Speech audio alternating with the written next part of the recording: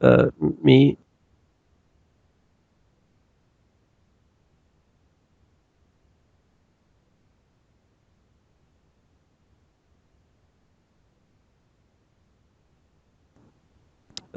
Me.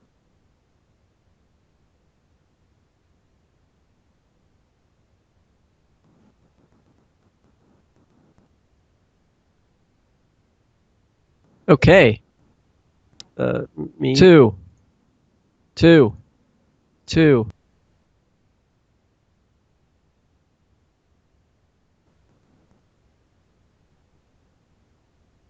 Okay. Me. Two. Two. Two. Aklogla. Okay. Me. Two. Oh god. Two. Getting Two. cursive. Alright.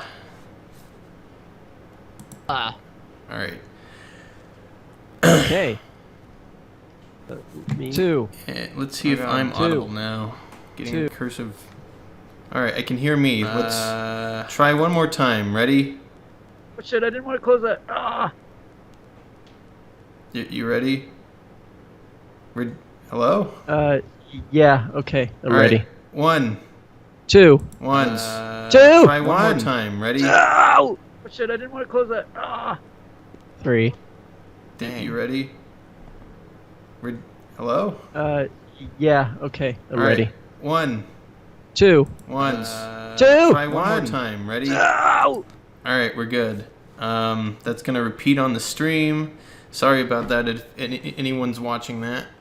But yeah, not much can be done about that because my audio routing program is on the fritz. Yeah, that sounds pretty good. Not my microphone being horrible, but the other stuff. Okie dokie then.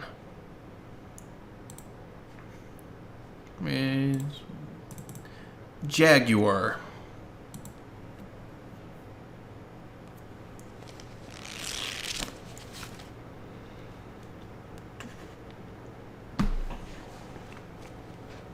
Oh, if I have another MIDI request, if you may. Sure. The closest MIDI you have to 99 or 9Z. Alright, got it. Well, there's 999 Doa Hoa Hong. You know, if you're into that.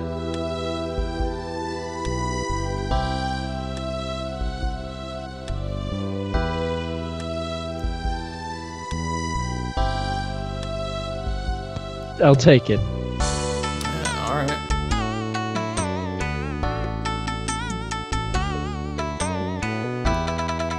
Alright, I'm okay with this. It's not bad. It's modular.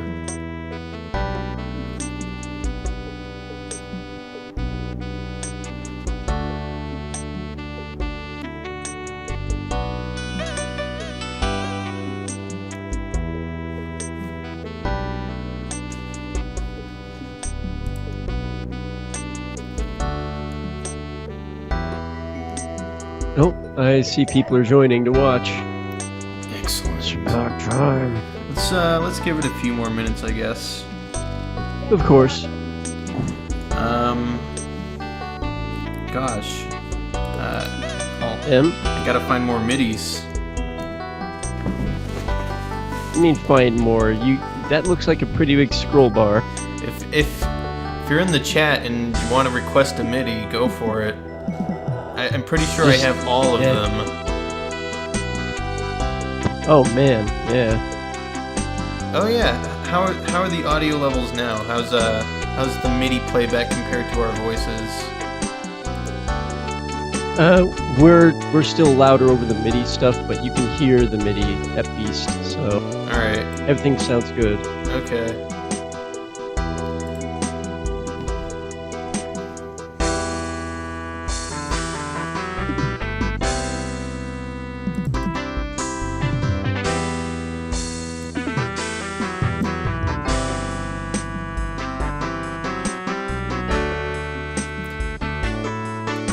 On October 27, 2009, Yahoo Incorporated shut down the GeoCities service, a collection of free web pages with entries and hosted sites dating back to 1995. Along with the shutdown was the destruction of millions of files and history lost to the dustbin of time.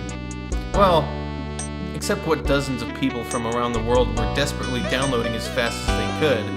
This band of archivists, including members of Archive Team, RioCities, GeoCities.ws, and many others, did their best to ensure at least a portion of this collection of files would live on.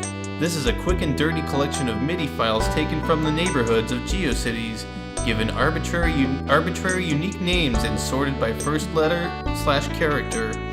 MIDI files could be summoned by browsers when visiting a website and could provide a music soundtrack while looking at that page. The MIDI files themselves came from a wide variety of sources, professional and amateur, and represent, in most cases, commercial songs rewritten for MIDI format. Some have credits baked into the files, others do not. Some are complicated orchestrations using the best of what MIDI format had to offer, while others are simplistic and repetitive. Please note that many of these files have been renamed arbitrarily to allow all file names to fit into flat directories and should not be considered the actual names used by the website authors when putting together their sites. A simple dupe checking has occurred so the exact same file won't appear in multiple places. Although any changes to the file in any way over time would make it appear to be different even though the music would not. Also note that the copyright and creators' rights still exist for both the music and files themselves, and no use of these files is implied or permitted by the archive team's compiling of them. In total, over 51,000 songs are located in this collection, spanning the full 1995 through 2009 lifetime of GeoCities. That's quite a couple. A little over a handful. Yeah, it's a bit of a dash of midis. Ooh, E2M8.mid. Ooh. Is it from Doom? I hope so. It is. It's from Doom. I'm alright. It's Nobody Told Me About It by Robert C. Prince III. Still love the names of the Doom songs. Yep.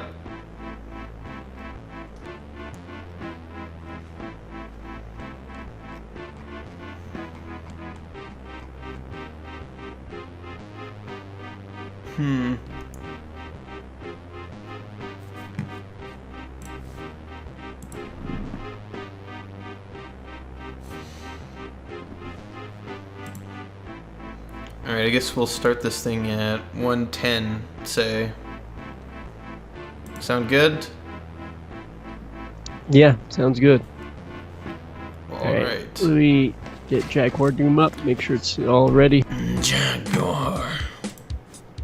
Jaeger Doom. Yeah. Do some Jaeger Dooms, bro. Only if it's okay with Mom and Dad. Well, they don't know, so let's not tell them. Oh. Okay. Gosh.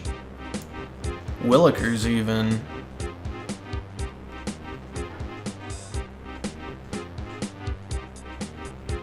I got Willikers upon Willikers in this place. The hell's a Williker? Just, kind of. Oh, like a Wiffle Jimmy. Yeah. It's a jiffle with me. Jiffle, Wiffle, Waffle, Joffle, Jammy. Oh boy. One of them. Oh jeez. Elefante.mid. Oh. It's the baby elephant walk.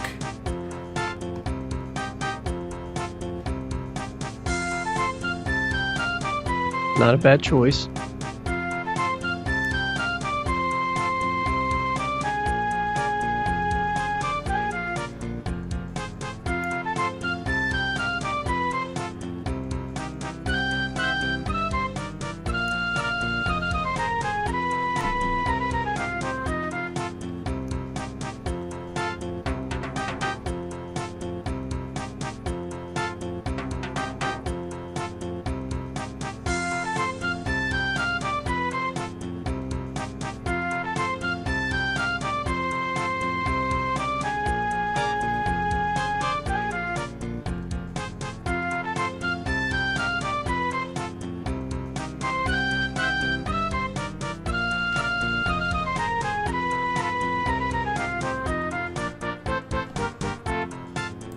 Oh my, this is going to take quite a while to look into. What?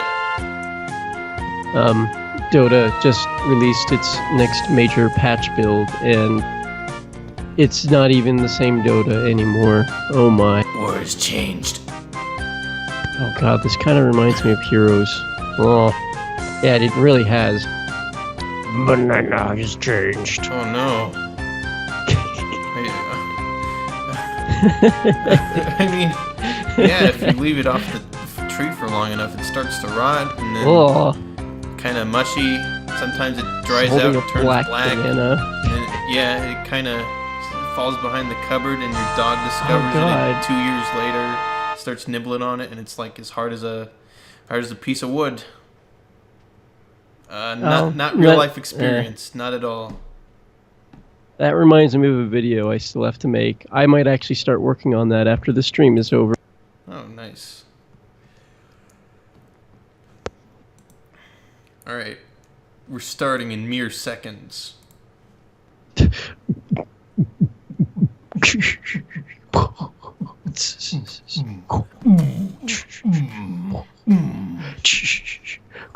right, it's 1:10. Let's do this. Okay, howdy. Hi, stream. Hi. It's time for Doom on the Atari Jaguar. Just doing it live. Yeah.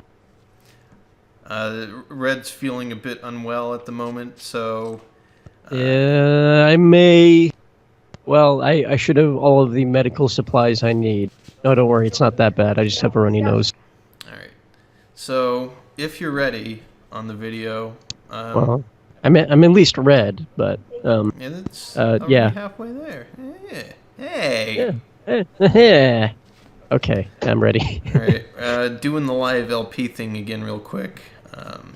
Do you want to count it off, or should I? I suppose you should, since you'll be watching all the things.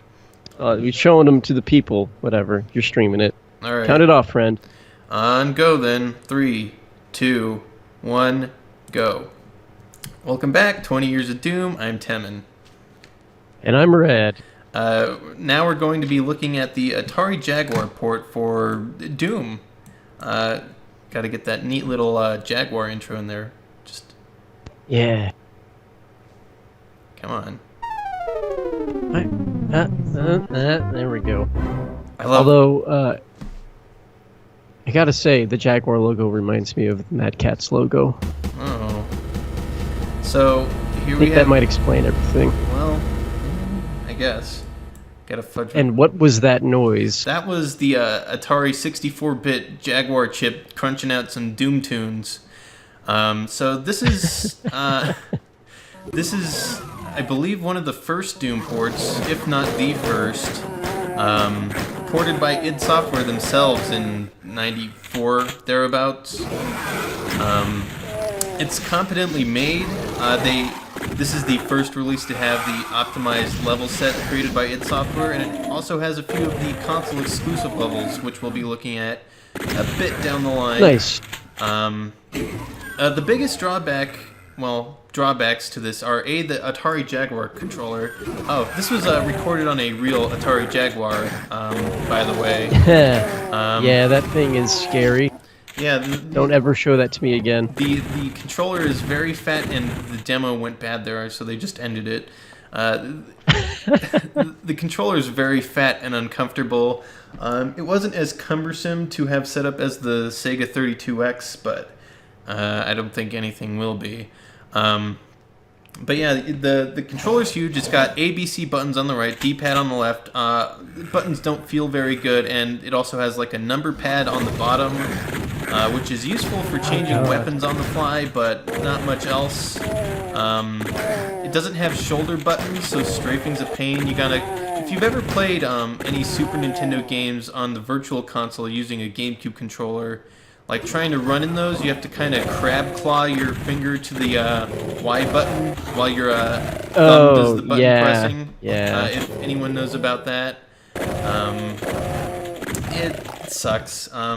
And that's what you got to do if you want to strafe and run and stuff. It's very uncomfortable, and the buttons kind of poke out into your fingers. It's not nice.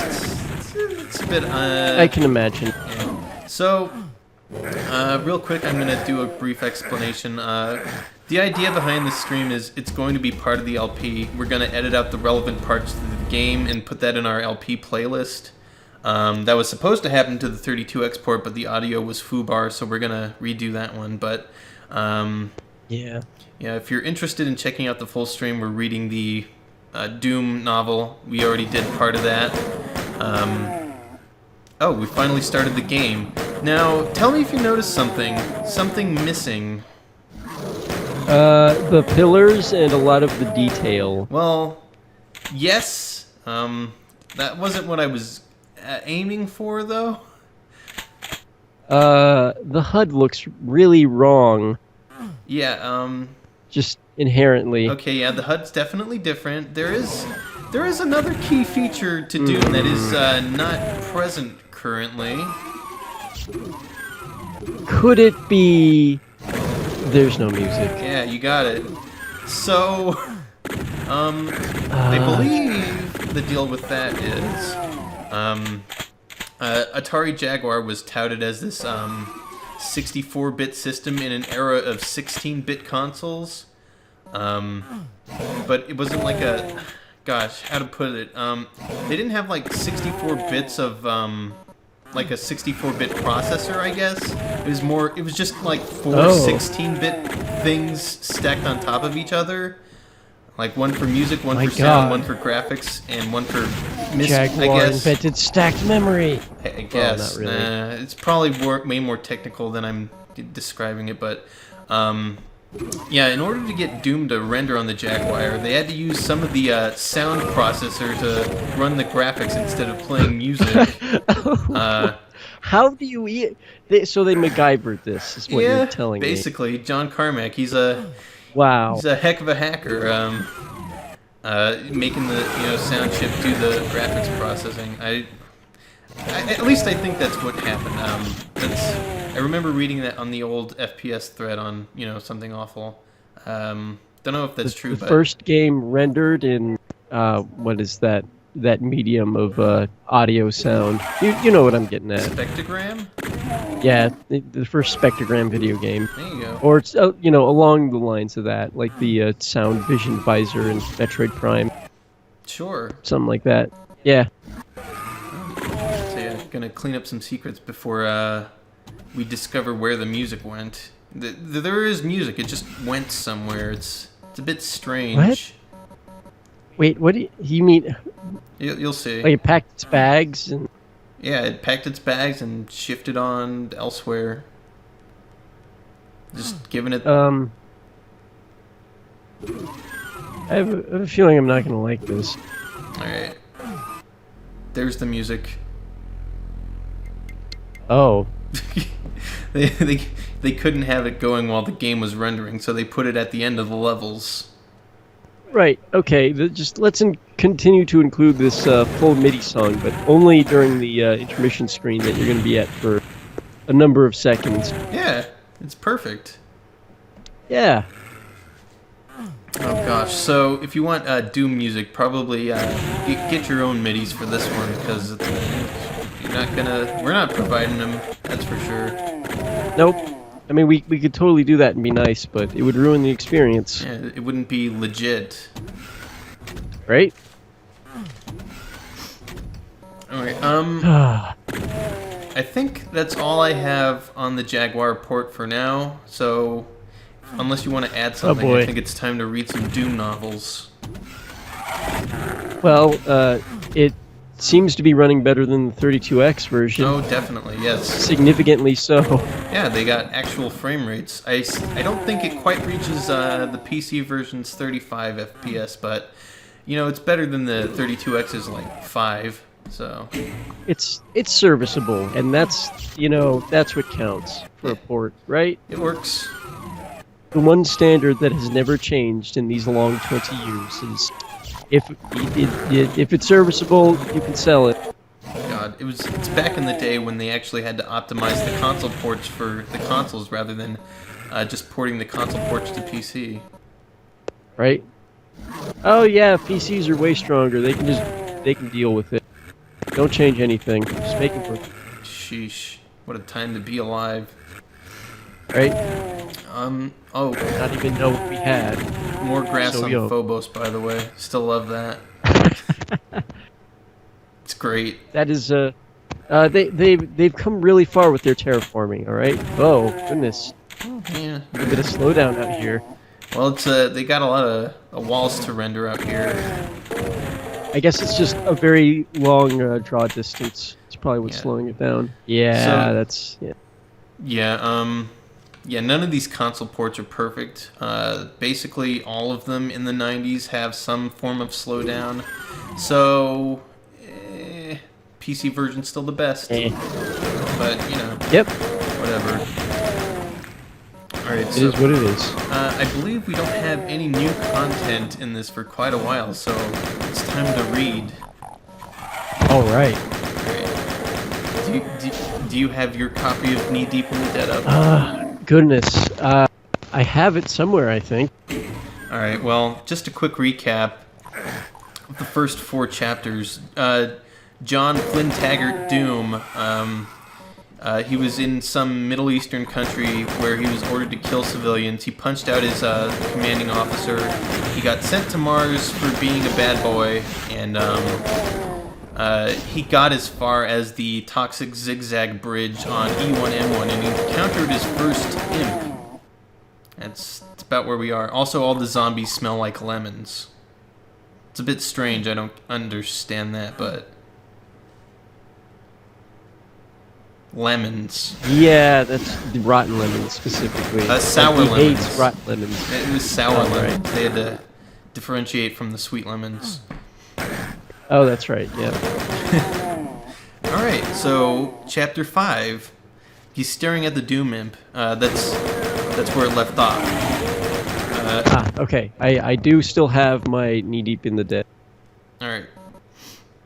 Chapter 5. My first reaction was to laugh. This was a childhood nightmare, a bogeyman. The part of me that had worked so hard to grow up just couldn't believe in something that looked like this. Only trouble was, the damn thing didn't appreciate its own absurdity. It took a few steps toward me where the light was better. Movement made the figure less ridiculous. Shadows played across its rough hide, and I saw that the wrinkled flesh under the eyes were wet. I hated to admit that it really was flesh. The eyes flickered with an angry red light. The worst features were his lips, curling back to reveal ugly yellow canines. This was no Halloween mask with a rigid grimace. Inhuman as this monster was, I couldn't confuse it with an animal. Just an alien bastard, I told myself over and over. I was a lot more comfortable with the idea of an alien, even an alien soldier, a cosmic grunt, not a demon. The extraterrestrial stopped advancing. It turned its head at an angle no human could copy, but kept its eyes fixed on me. Mexican standoff. Despite it having attacked me first, I couldn't shake the thought that it was my responsibility to try to make contact. No communication seemed possible with hollow shells who used to be my buddies or UAC workers. The most I could drag out of them was simple parroting of what they had heard, before or after death. But this one was different. This one was, how could I fire up a conversation with an alien demon whose interest in humans seemed purely nutritional? Wait, do I still do the Duke Nukem voice for people talking? If they request it, I'll do it. Who are you? I asked. I figured it wouldn't know English, but might at least guess from the tone what I had asked. But it threw me a curve by smiling wide and silently mouthing the same question, who are you, seeming to mock me. I tried again. Human being, I said, tapping my armored chest. Understand? Do you talk? Nothing, nada. I took a calculated risk. I wasn't about to put down my weapon, but I slowly extended one hand, palm forward, in what I hoped was a universal symbol of non-aggression. There was a response, but I didn't quite know what to make of it. The grotesque humanoid slowly lifted its right hand up to its shoulder and stroked the white protrusion of bone. allowing its thumb to linger on the sharp point. The sight was very strange and did not suggest peaceful intentions. Definitely a Mexican standoff. I suddenly got nervous about leaving my hand exposed. The sharp teeth suggested a healthy appetite. I became acutely aware of my environment. The bubbling, green sludge behind me burbled louder. And for the first time, I thought I heard the monster breathing. The breathing stopped. Pure instinct took over. Soldiers sometimes take a sharp breath before attacking. Some hold their breath as the floodgates open, releasing enough adrenaline to turn coward into hero. The monster attacked so quickly I couldn't have gotten a shot off even if my sig cow hadn't jammed. Whatever the thing was, it was not stupid. It charged me, clawing for my throat, with one set of nails while the other hand fended off my bayonet. That was the only good news. If it was afraid of my blade, then surely the alien would bleed if I struck it.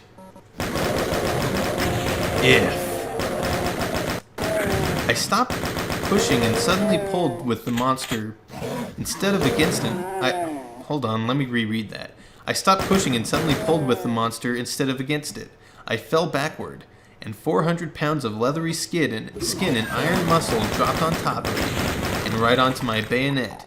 With an inhuman scream that nearly ruptured my eardrums, the demon died, convulsing a few last times before instantly stiffening into what felt like a stone statue. I was mighty damn glad to learn that the demons did bleed, at least on Phobos. I was relieved for some reason that the blood was red. I was less pleased to feel the stone weight of the monster crushing me into the floor. Jesus and Mary, but I wish I could turn off Phobos' gravity generator, just for a moment. Years spent in Catholic school came back to me. I remembered an old penguin, Sister Beatrice, who was obsessed with the biblical injunction to avoid unclean things. Unclean things! My stomach heaved, shaking the body off me with more strength than I'd ever experienced before. It almost vomited on the very spot where blood pulsed out of the alien's belly wound. Jumping too quickly to my feet, I slipped in the slick red goo right next to one of the bubbling pits of green sludge. Heat poured from the boiling green liquid waste. I didn't want that stuff any closer to my face than it was already. I had a feeling the luminescence was not harmless phosphorus, and this didn't seem the time to run any tests. I took a moment to catch my breath. It had been difficult to accept the fact that people, buddies, turn into zombies. But this thing at my feet meant anything could happen next. I didn't want to let my imagination run wild. Reality was bad enough at the moment. Not since childhood had I really felt the desire to pray. The few monsters of my life had just been stern nuns refusing to answer the questions of an inquisitive mind. But now I felt the need for God, if only to have the power big enough to swear an oath on. "I'll stop you," I promised. "Whatever you are, however many you are." It helped to say the words out loud, even if one of the bastards heard me. Hell, they could hear my footsteps anyway. "If there is a God, please let me live long enough to stop these monsters from dropping ship to Earth." The small voice of reason was growing smaller all the time.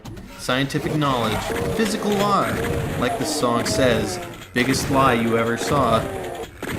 Survival came first, killing lots of monsters. Learning something useful about the enemy was just fine, so long as it came third. And there was a problem with how I would communicate any useful discovery, and to whom.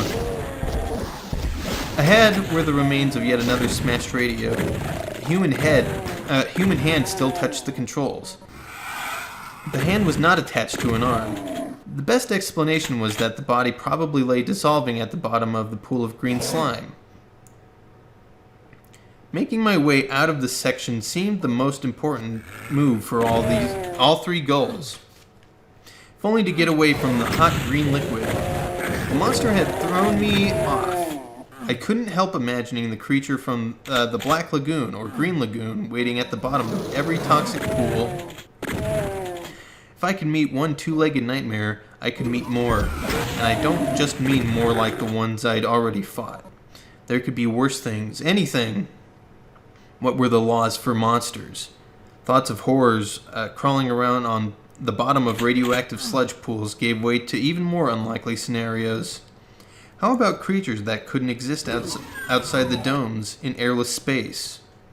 That could exist out there, I'm sorry. And if they didn't need to breathe, maybe those aliens didn't bleed either. I made myself stop. If I kept this up, I wouldn't need to be picked off by the enemy. I'd be saving them the trouble. I heaved a sigh of relief to the toxic spill room, clearing the jammed brass from my SID-cow receiver. It made little difference. I only had 2 or 3 rounds left and nowhere to stock up. As if being rewarded for a bad attitude, there was another collection of inanimate dead just through the doorway, awaiting inspection. For the first time since this nightmare began, I actually felt relief at the sight of human corpses. At least they were human, not zombies, not monsters. If I had been more careful or paying more attention to my imagination, it might have occurred to me that one of the zombies could be pretending to be a corpse.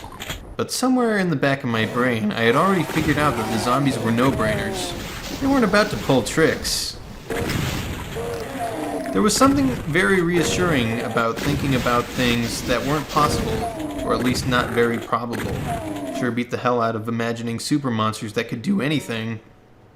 As I surveyed the dead men, the damaged weapons, the lack of ammo, and for dessert, a smashed radio, I finally understood what must have been going through the minds of these soldiers as their lives were ripped out of them. I understood why they hadn't done the intelligent thing and withdrawn, regrouped, and reported. They'd been so overcome with revulsion, just like yours truly, that they'd simply charged into the mob of zombies, monsters, in a berserker fury, killing anything that got in the way. They stopped thinking and started reacting instead, and were cut down one by one. A heavy rumble from behind grabbed my attention. Setting a new record for spinning around, I realized I had to go back to the blasted toxic spill room to check this out. So I did. The latest surprise, when I killed the monster, it evidently fell across a lift lever I hadn't noticed. I arrived at this conclusion because of a large metal platform which finished lowering itself right in front of my nose. Beyond the lift was a brand new corridor I hadn't seen before. To enter or not to enter? That was a good question as any I'd heard all day. Staying behind meant facing inconceivable danger and unimaginable odds, whereas going forward meant facing unimaginable danger and inconceivable odds, or something. The corridor ahead had 2 appealing features. There were no slime pits and the light was brighter. The latter decided me. There had to have been some good reason to make the choice I made. I backed up and looked and took a flying leap. Fear lent my feet wings, but not jet engines, unfortunately. I landed short and teetered on the edge of the biggest pool of green crud in creation. I windmilled my arms. If I hadn't stepped back, I would have. If I hadn't stepped back, I would have fallen back. For a second, my foot felt. Hold on. Let's regroup. For a second, all my foot felt was icy cold, as if I'd stepped into liquid nitrogen. Then the pain struck. I tried to yank my foot free, but my muscles wouldn't respond. My leg was on fire from toe to thigh. I lurched forward, falling on my face. My foot was free of the toxin, but I shouted through clenched teeth. Fighting a suicidal impulse to grab my still wet foot, I wrapped my arms around my gut instead. The zombie or monster demon had stumbled across me then, could have snuffed me with my blessing. It was minutes before the throbbing pain in my leg subsided. I scraped my foot against the floor, rubbing off as much of the toxin as I could, but my leg swelled tight and angry, red inside my ruined boot. But at least, thank God, the pool was behind me. The new corridor seemed antiseptic and clean after what I had just stepped in. There were unpleasant odors. They didn't penetrate my visor. I followed the corridor until I came to a room on the right. Something made me hesitate about going in. It wasn't a sense of danger or anything like that. Maybe it was, because the door was closed. Mostly they'd been open, but I don't normally credit Sixth Sense stuff or mysticism, but I've learned in combat that you ignore your instincts at your peril. There are human predator senses that normal civilized life pretty much breeds out of us. I had my weapon at the ready, even though 2 shots from now the Sig Cow would be nothing but a fancy spear. Kicking the door was easy. Looking into the room was hard. There was one lone body on the floor. Female, her back to me.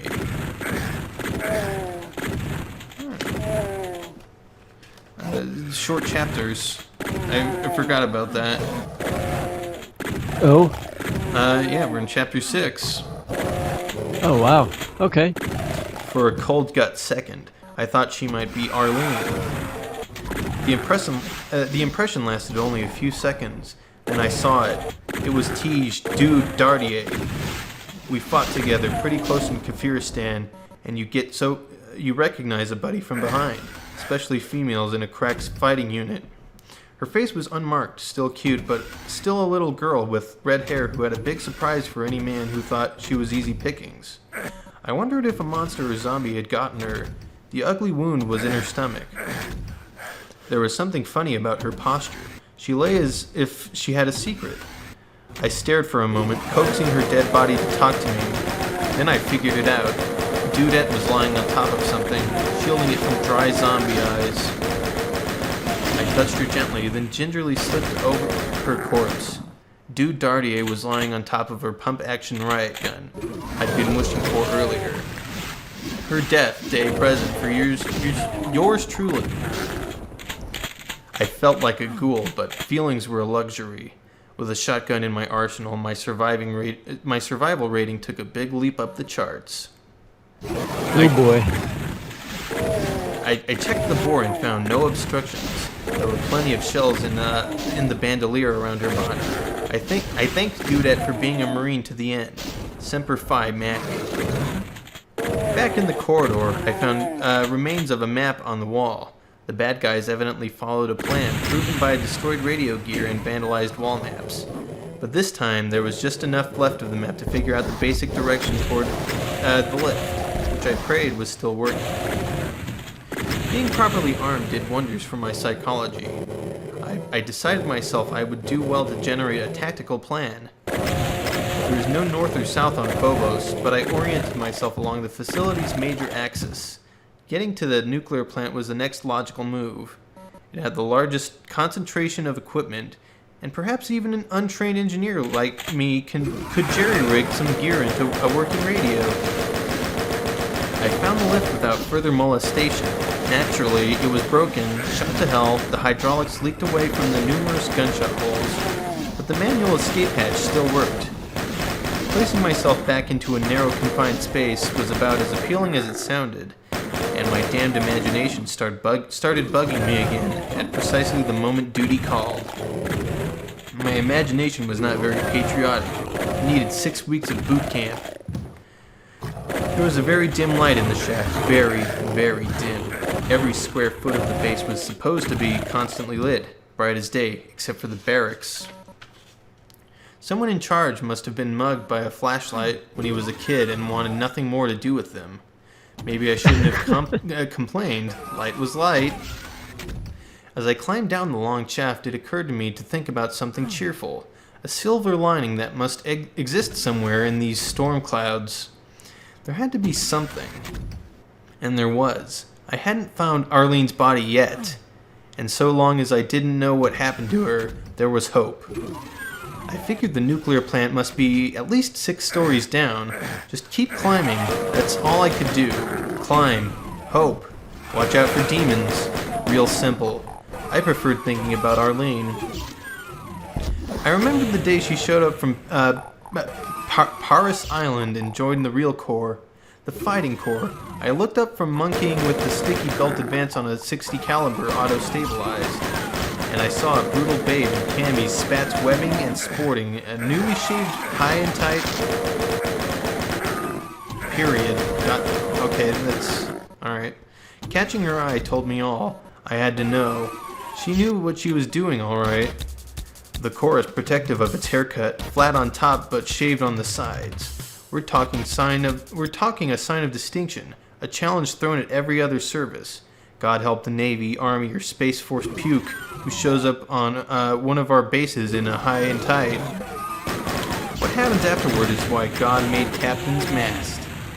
But Arlene was no innocent. She wore her cut high and proud, and wore a single red private stripe. Lieutenant Weems, pre-punch, took one look at Arlene Sanders, a long, hard look, and curled his lips. He watched her hand packet to PFC. Hold on. He watched her packet to PFC Dodd, who stared at her like she had two heads. So far as I knew, that was the first time they ever met.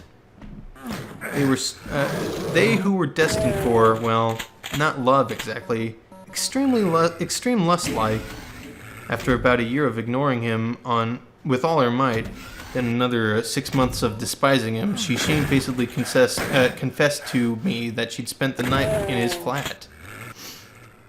All in all, not the best foot forward on this first day for the first woman in Fox Company. Of course, the opinion of Lieutenant Weems was already a debased currency by this time, but the opinion of the other men mattered, and no one could express that company opinion with more eloquence than Gunnery Sergeant Goforth. The company's grand old man. Hell, he was in his late 30s, an 18-year Marine, the last 10 in light drop. Goforth looked like Aldo Ray in those old John Wayne movies. He was heavyset, muscular, but not fat. He shaved his head, but would probably be bald anyway. Goforth was a frank tank with legs, a few freckles mixed in along with the rolled homogeneous armor. The gunny made a big deal of sauntering over to Arlene and let loose with his thick Georgian drawl. Hooey! Where does the lady get the pretty dew? She looked at him in the eye. That was all. Not a bad answer, really, but I thought under the circumstances a few words of reason might be in order. I volunteered myself for the task, partly because I liked a woman with guts, partly because I respected that man in the Corps, and felt their position could be expressed in a way more thoughtful, in a more thoughtful manner than Gunny Goforth was likely to manage.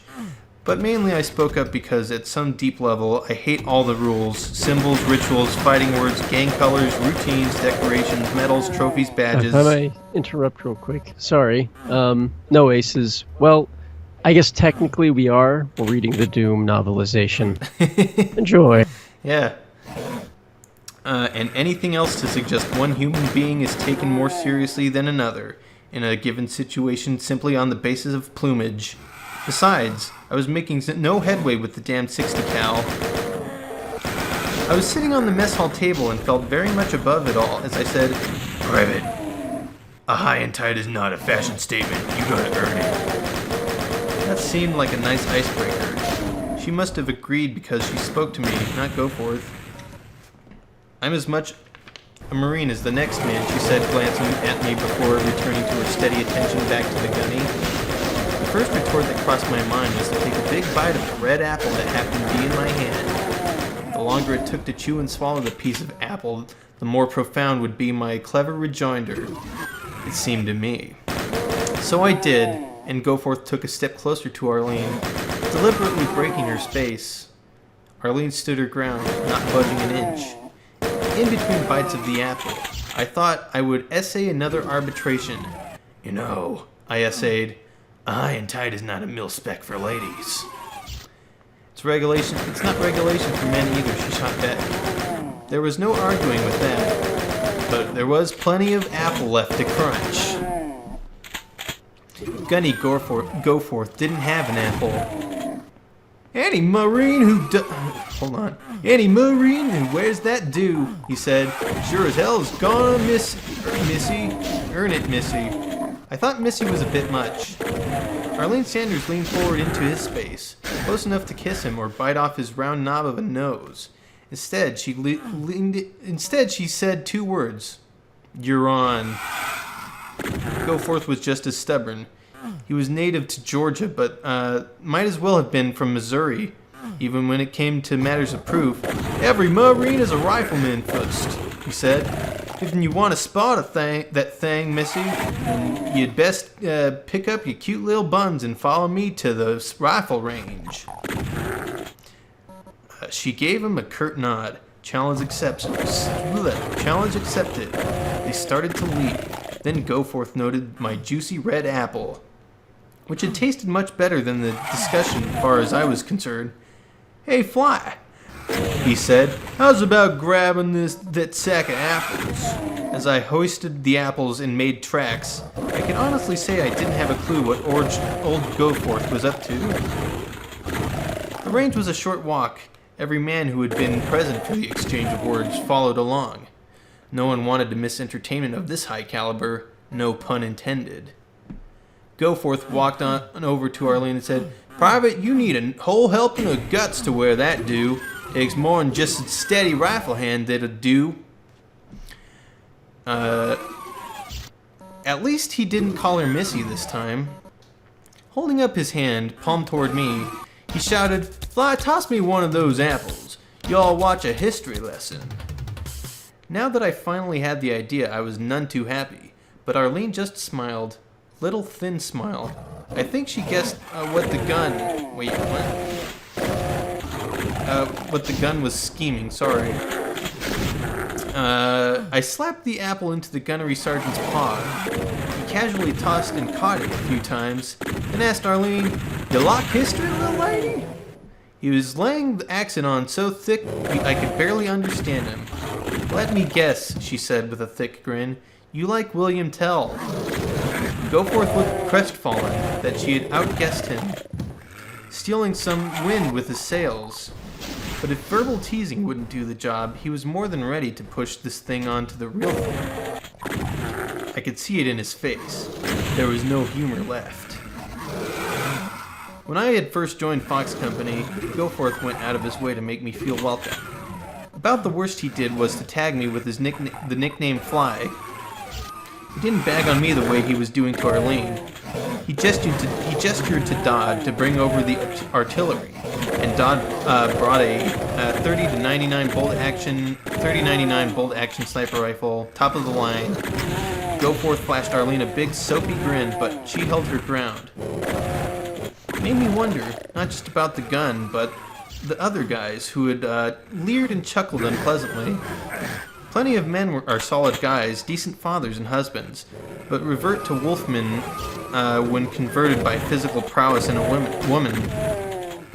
As Goforth lived up to his name and went forward with the William Tell bit, I was getting panicky, but I kept it to myself. She was going to play this one out to the bitter end. I figured that from the way she planted her feet, put her arms behind her and said, Go for it. Abruptly, everyone stopped laughing. Gunny Goforth noticed, but wasn't about to back down with 8. I'm sure it was 8. Wasn't about to back down with 8. I'm sure it was 8 guys watching. With an almost delicate concern, he carefully placed the apple on her head, then took the 30-99 and slowly backed away from her.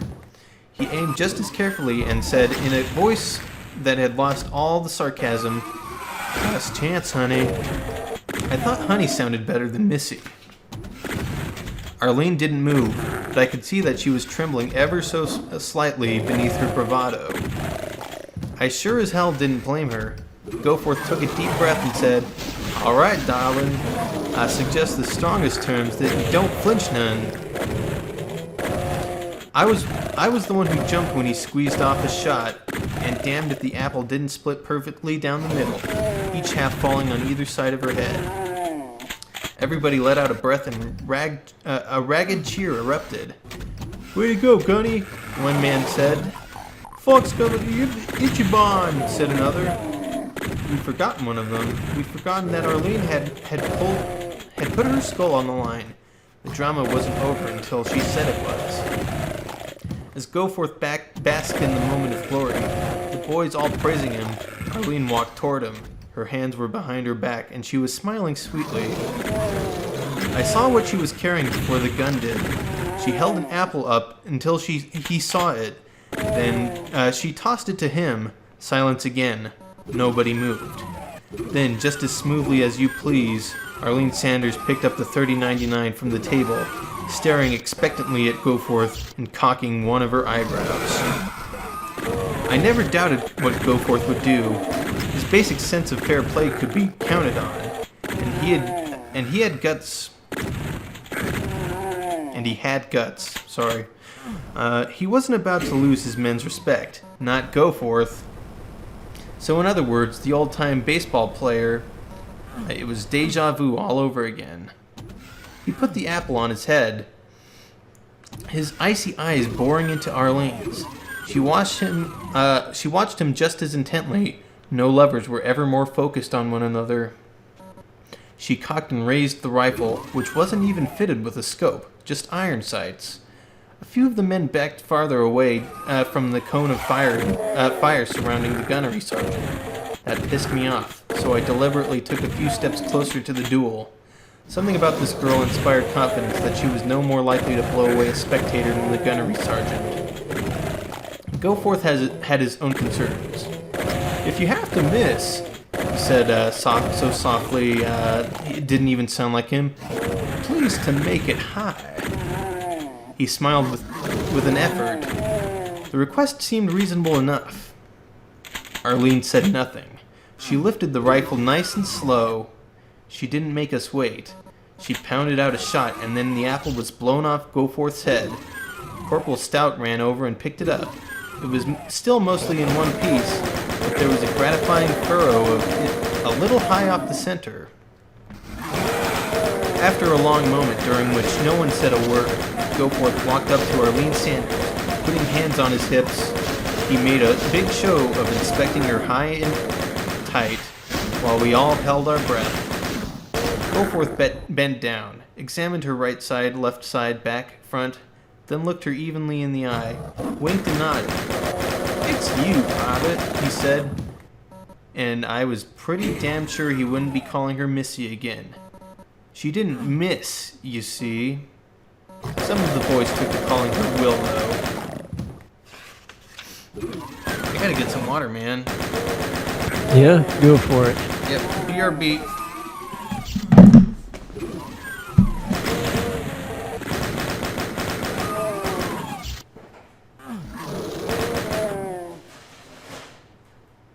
Oh man, I would absolutely love to hear the Doom novelization read by the voice actor from Max Payne. That would be wonderful.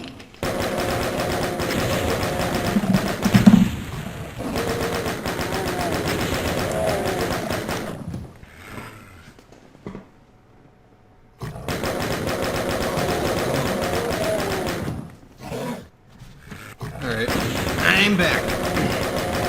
Welcome back. How the heck far are we in Doom? Phobos Lab, nearly the end. Ah, Alright. Chapter 7.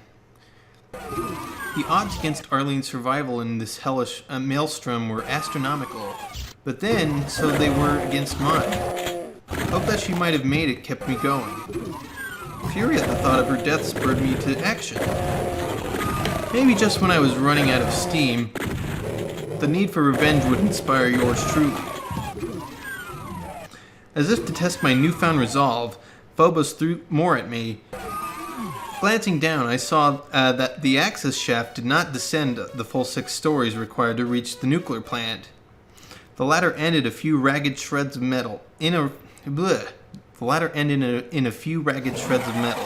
An explosion had cut off the rest of that route. Of course, I could always get into the nuclear plant level really fast, so long as I didn't mind the sudden stop at the end. Damn, I knew this was too good to be true, I said out loud just before running out of ladder. I saw a thick metal hatchway leading to the next level down. It looked solid, heavy, pressure lock held it shut. I would have to spin the wheel to open the door. A happy trick when the ladder ended up a couple of rungs above the hatch. For a moment, I was stymied. I could just barely reach the wheel by hanging one-handed from the last rung. but I had no leverage. I couldn't turn it to save my life. I took a deep breath, closed my eyes, and thought for several seconds. Jesus, what am I, stupid all of a sudden? I rotated around the ladder, lowered myself until my lower legs poked through the last hole, and slowly let my body down until I dangled upside down from my knees. Now I had the leverage. All it took was muscle. I cranked the wheel clockwise, loosening it until it spun freely. I wrestled the door open, and now for the hard part.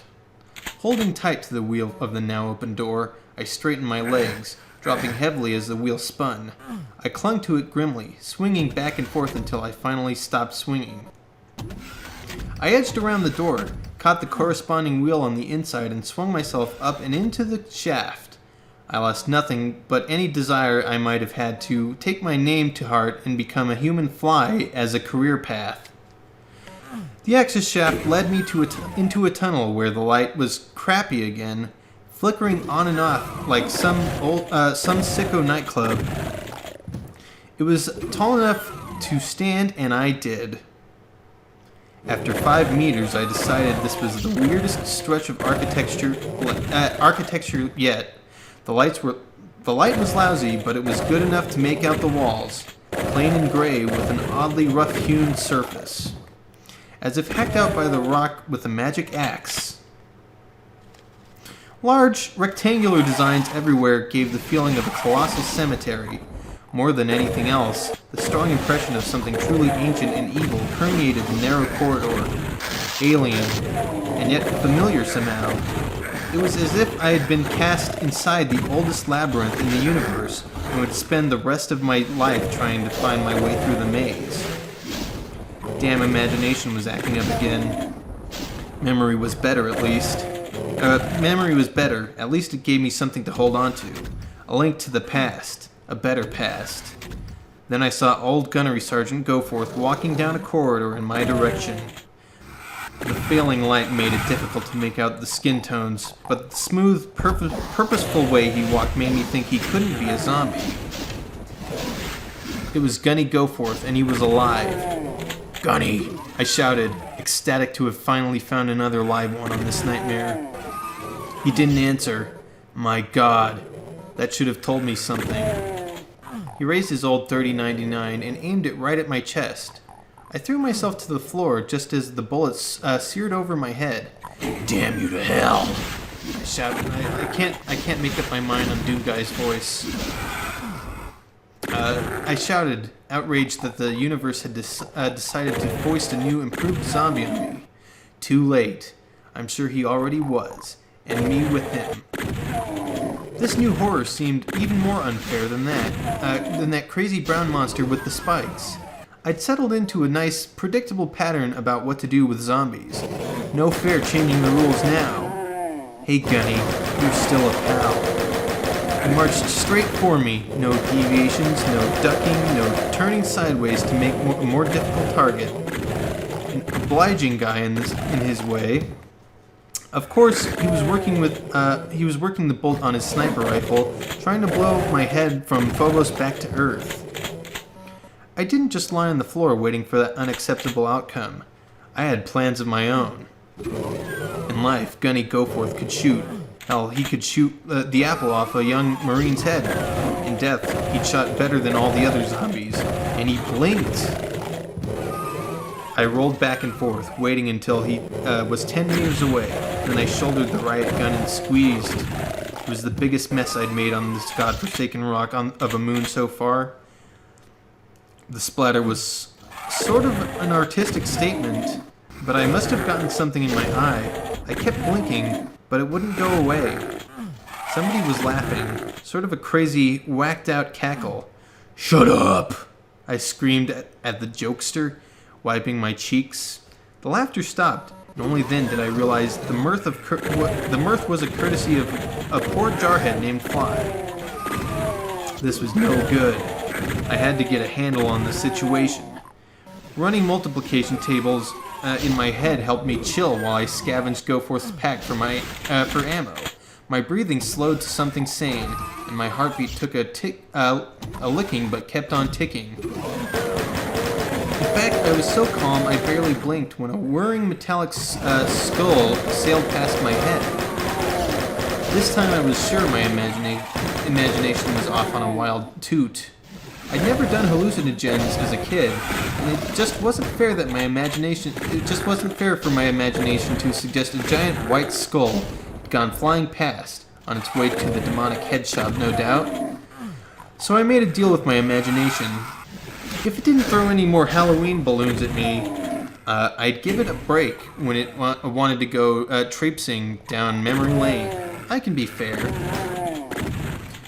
I ran like a madman up the corridor, jogging a couple of times. Whatever it was, I lost it for now. Merging into a big open room made me feel more claustrophobic. That might sound fairly nutty, but you'd have to see this place for yourself. I wasn't bothered by the incredibly high-arched ceiling supported by grotesque pillars that would be more at home in some ancient palace in India. No. What bothered me was that this huge room was full of barrels of that noxious green liquid I thought I'd left behind, and good riddance. The empty cavernous room was a perfect place for a congregation of Halloween goblins, and all species of zombie, fast and slow, dull and the cognitive elite. No sooner than this unpleasant thought crossed my cranium than the floodgates opened, and they started pouring out of the room from all directions. I shrank back into the shadows, trying to look dead and mindless. It worked for a few moments. None of the zombies seemed to notice me. There really wasn't a time for a sanity check, but I ran a quick one anyway. I'd read about a mental condition or philosophy, I forget which, called solipsism. You think of something, and it happens. The ultimate case is when you think you're all that exists, and the whole universe is your dream. Man, I was ready to buy into that. Only I could dream away these monsters as quickly as I seemed to be filling up this room with them. Well, what can I lose? I closed my eyes and concentrated real hard, wishing away the bogeyman. While I was thus occupied, I was blown off my feet by an explosion and searing heat right over my head. Opening my eyes to excruciating pain, I discovered I wasn't alone on this floor. Whatever had blown me down got the nearest few zombies as well. I decided that solipsism was a load of crap. And when I looked up, my old friend was back, the crusty brown monster with ivory white spikes, and he brought his buddies. They watched me stagger to my feet, and they laughed. Then one of them wound up and threw some sort of mucus ball that burst into a blood-red flame as it left the creature's hand. I dived across the burned zombie, and the flaming phlegm spun me buttocks over boots. I looked for a weapon, a glint of metal, a tube, something, but no. These demons were actually producing the fire from their bare hands, and their aim was deadly. The monsters hissed, pointing directly at yours truly. Then the zombies noticed me for the first time and began shooting. They weren't too particular about the innocent zombies getting in their way either. And whenever one zombie would shoot another, or a demon would pelt a bunch with a flaming mucus ball, the monster victims would turn on their own monster allies, completely forgetting about me. Good, they wrote in monster infighting. It's great. Where was I? Sorry, I got distracted and lost my place. While I ran screaming from one side of the room to the other, I filed this little datum somewhere in the back of my brain for future use. Now, the room was really filling up with at least a dozen zombies and 3 leathery demons. And again, I dived to the side as a whirring, screaming hunk of steel buzzed by my helmet. This time there was no mistake. It was a goddamned flying skull with flaming rocket exhaust spewing out of the back. It turned and banked, trying to mow me down and chew me up with razor-sharp steel teeth, like one of those wind-up chattering skulls gone mad. But the fireballs were the main problem. The brown demons were a lot tougher than the zombies. Suddenly I was grateful for the pillars. They provided cover, at least. Making a mad dash for the nearest, I fired off the shotgun at the remaining zombies. catching my breath, I risked running to the next pillar. This time I felt a fireball almost fried me. There was just no way I could get to the demons from here without being toasted.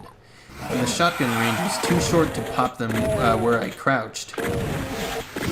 While I dithered, I heard a whirring behind me, then a harsh iron screech. Sure enough, the flying skull had sailed around the pillars and spotted me again.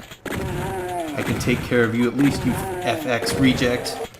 I whipped the riot gun around and fired from the hip, not even taking time to aim.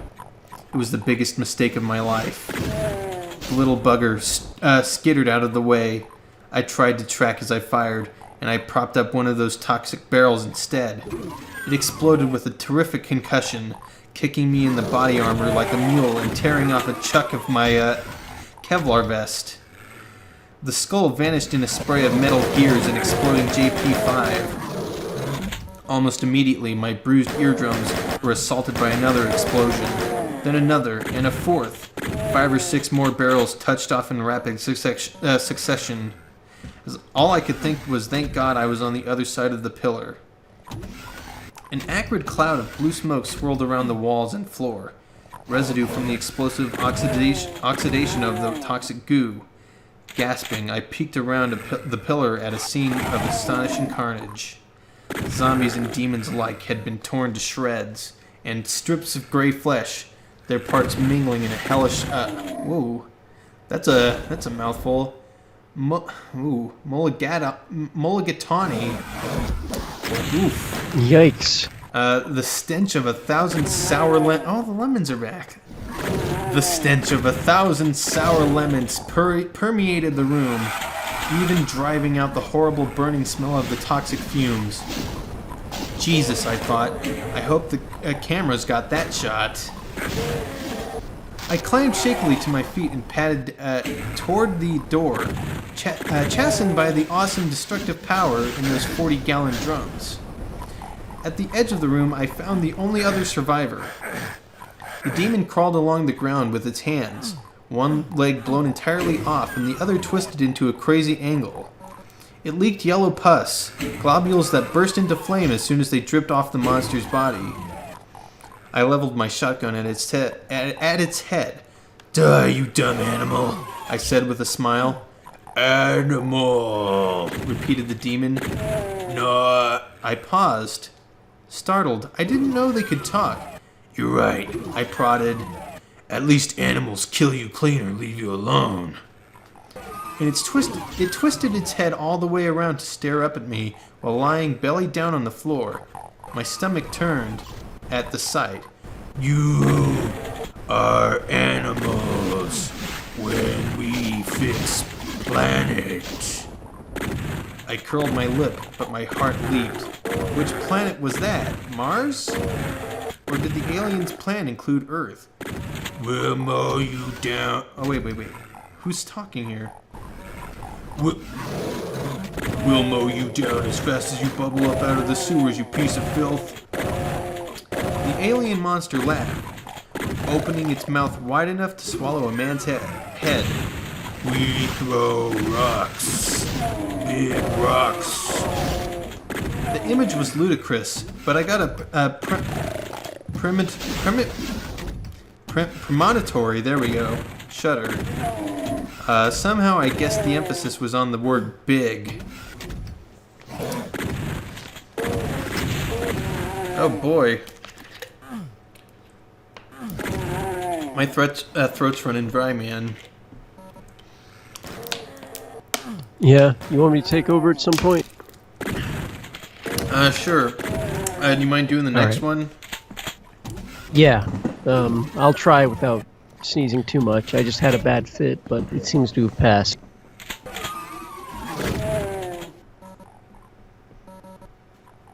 British or Indian curry soup. That was the word you were trying to pronounce earlier, apparently.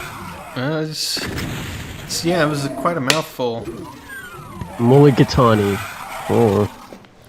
Look, I'm not good at reading words I haven't seen ever. I'm pretty bad at reading, in general. Yeah, I had to look at it for a while to figure it out.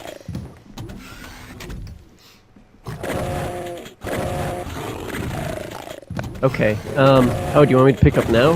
Where are you? Yeah, chapter 8. Oh, okay. Let's see. Last thing that was said was... I think this is chapter 8 here. My version of this just has the number 8 in normal size text, so I think that's where the chapter starts. Alright. The last thing you've read was, the image was ludicrous, but I got a premonitionary shudder. Somehow I guess the emphasis was on the word big. Yep. Alright. Despite my better judgment, I was too intrigued for the moment by the sound of pure evil pleading its case. Why haven't the others spoken to me? Can you all talk? It opens its mouth wide, exposing gums full of squirming cilia and teeth that rolled and shifted position. Not all same. Like you, man. Not same. The alien crawled on a bit farther. I don't think it was trying to escape. It knew that was impossible. I began to worry that it was leading me toward something. Ahead of me was a greenish stone wall carved in a bas relief with a hideous demonic face. Somehow, I doubted that was an original furnishing in the Phobos base of the Union Aerospace Corporation. How aren't we the same? I prodded. I felt in my gut that I was on the verge of something important. Some fear, it gasped. Its face showed no sign of distress, but I knew from the shudder that wrecked its body that it was very near death. Others strong. You strong. Good lord. Was this alien thing admitting a grudging respect for Flynn Taggart? You strong. Like you strong. Most good for slaves. Human slaves. A thought buried deep behind my ears thrust itself forward. I wasn't too fatigued to pick up that slip of the tongue. Even a tongue as thick and brutish as this one. Few strong, others strong. There must be other humans who were still themselves and still breathing. When hell came to Phobos, I had to keep hope locked up in a small space without a zip code. I kept a poker face. The monster might have been smart enough to spot my eagerness at the possibility that one of the living might be Arlene.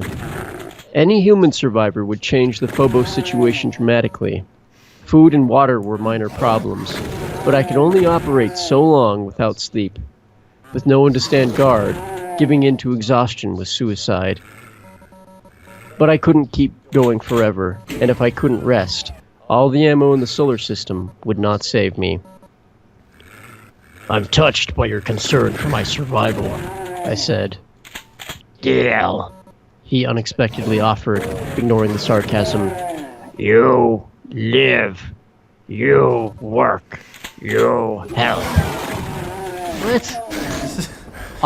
This is getting weird. Yeah.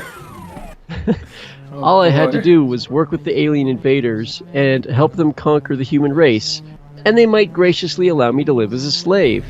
Jesus, how tempting, I thought. I decided that I liked the ones who grunt better. What do these creeps want from me? I've got an idea. Why don't you tell me what the hell you're after? The thing laughed. The sound grated on my nerves like a ripped bagpipe. Hell, we after, it declared. Surrender. Help. You live, you man. As a zombie, you live, not deadwalk. You see others. What others? Who else survived? Did a girl survive? Great, Fly. Nice and subtle. Does it even know what a girl is?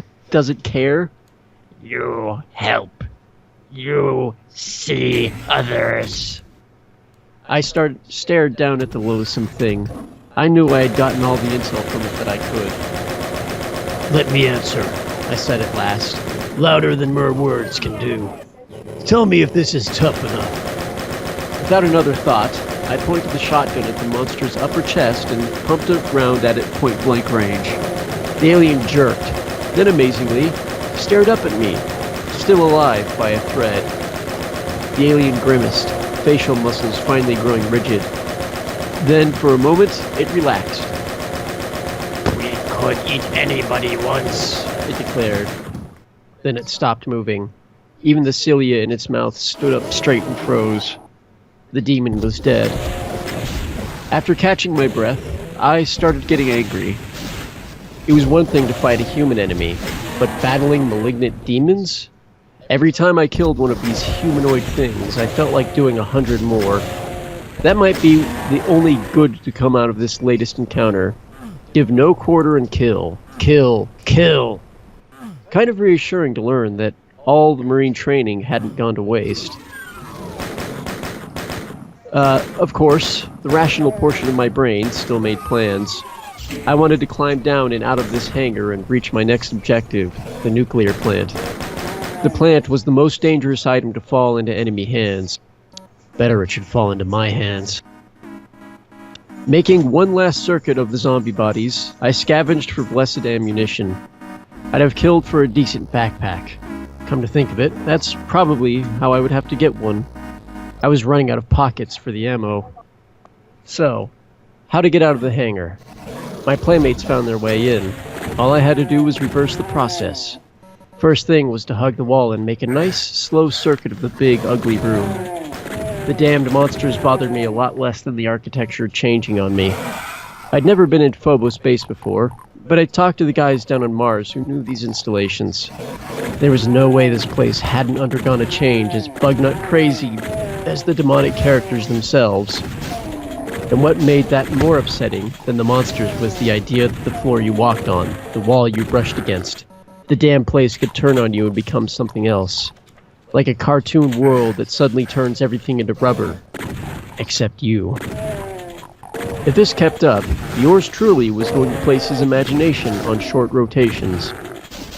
I leaned against the wall, then suddenly it was like those old Abbott and Costello movies back Earthside. The wall had a hidden door. I even tripped going through the blasted thing. In my mind, a laugh track played and played and played. I fell into a new corridor, which I followed to a rising wall at the south end of the hall. There was another of those crazy platforms near at hand. Instinct told me to give it a wide berth. And who am I to argue with my most cherished faculty? When I reached the wall, I found another switch, which I flipped. And I keep clicking on the scroll bar. Oops. The wall shooshed up. Oh, wow. That's really spelled that way. Shooshed up with 4 O's, revealing a down staircase. It was an encouraging sign. The new plant was down another level or two, I vaguely remembered. Cautiously, I started down the stairs, grateful for steady light. My reward was the biggest slime pool yet, waiting at the bottom. If only I'd remembered to bring swimming trunks, I could have gone in for a dip. Best toxic sludge in the whole solar system right here. Come one, come all. Skirting the pool, pressed against the wall, I finally ran out of hangar. Along the narrow corridor past the toxin, I found the shredded body of another one of those brown leather spiky demons. If it were a talker, someone had already silenced it forever with 7 or 8 rounds from a sig cow. Score another one for the core. The bug lay against a sliding door that belonged on a dumbwaiter. I yanked it open, happy to take out my frustrations on something that didn't shoot, claw, or flame back at me. Sure enough, it was a lift, barely big enough for a guy to squeeze into. I spotted a funny mark on the wall, as if someone had started to draw a map using a bright red paint stick. We use them to blaze trails in forests or urban environments. Whoever it was had been interrupted mid-map. I studied it for a bit, then shrugged. Whatever he was trying to tell me got lost in translation. I scrunched inside the tiny lift, wondering which of the 2 buttons would take me down to the plant. Staring at the labels, I decided to push the one marked Nuclear Plant. And they say you don't get an education in the service. With a jerk, the tiny lift sank, swerving and rattling all the way, as much as screaming out, "Here I come," to the whole world. Well, to the whole Phobos pressure zone, I guess. I didn't have to guess whether this important part of the base had fallen into enemy hands. The minute I stepped off the platform, I was in the soup up to my neck. This particular recipe called for more zombies than I thought could be crammed into such a small space. Sorry. Come to think of it, the space wasn't all that small. I guess when it's wall-to-wall corpsicles, it's easy to lose track of the finer points of design. For the first time in my life, I felt what it was like to be claustrophobic from being surrounded by walls of human flesh. Well, formerly human flesh. I couldn't understand why I wasn't dead meat. Two things worked in my favor. First, so many zombies were sardine canned in the room, they could hardly move, and most of them didn't even know I was there. Second, it had become clear to me by now that the only use for brains in a zombie was for gray and white color contrast when you blasted their heads like rotten fruit. Even Gunny, used to be Goforth, had been operating on motor reflexes, and he was the most dangerous one yet. There was plenty of time to think about such things, because there was really nowhere for me to go, and I was waiting for one of them to notice me. Then, one of those wonderful moments of dumb luck added the final spice to the soup. Another contingent of zombies trooped into storage, and one of the shambling creeps elbowed aside another, simply trying to find somewhere to stand. In the tiny, new space created, I noticed an undamaged map on the wall. By this time, I'd arrived at the conclusion that zombies were not responsible for the destroyed radio equipment, the vandalized maps, the deliberately wasted weapons. The advantage of attending my first zombie convention was that there apparently wasn't room for the demon monsters to get in here and do their damage.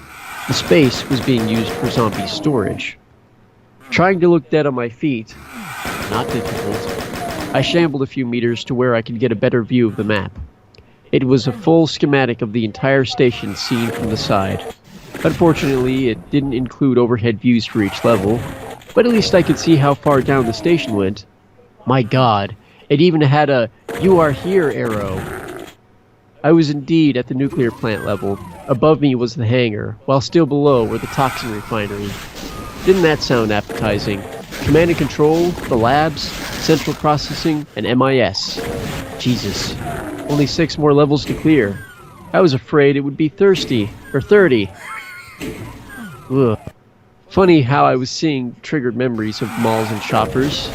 Best not to dwell on that. Somewhere in the back of my head was a shrill voice screaming for me to get the hell out of that room. I figured this situation was too lucky to last. Without false modesty, I can say I was proven a prophet. In that sea of pale, dead faces, 2 dry-as-dust eyes came to rest on yours truly. Hoping the unfocused eyes would continue their survey of the room, I didn't move a muscle, which was normally what the zombies did when they had no orders and had not spotted a human. They stood and did nothing. Except, that is, for one who wouldn't stop staring at me. I wasn't about to make the first move. I'd been through a lot lately, but I could still count. It seemed like this could go on forever, but then, out of nowhere, a zombie child separated itself from the rest of the throng and stumbled toward me. Jesus! For a second I didn't recognize that she was as dead as the rest. Seeing plenty of zombies recruited from soldiers made it easy to forget the UAC civilians that had been on this base. But somehow I'd never dreamed there would be children here. The kid headed straight for me, mouth opening and closing, but no sounds coming out. Then those soft, wet, cold hands rubbing on my arm, and I couldn't stifle my reflexes. I put my arm around her to comfort her. All hell broke loose. Staring boy opened his mouth too, but instead of words, he belched an inarticulate roar. But he was so hemmed in by his fellows he couldn't raise the pistols in his right hand. Impatient guy that I am, I acted. I tilted up my shotgun and squeezed the trigger. Excuse me a moment. Sure.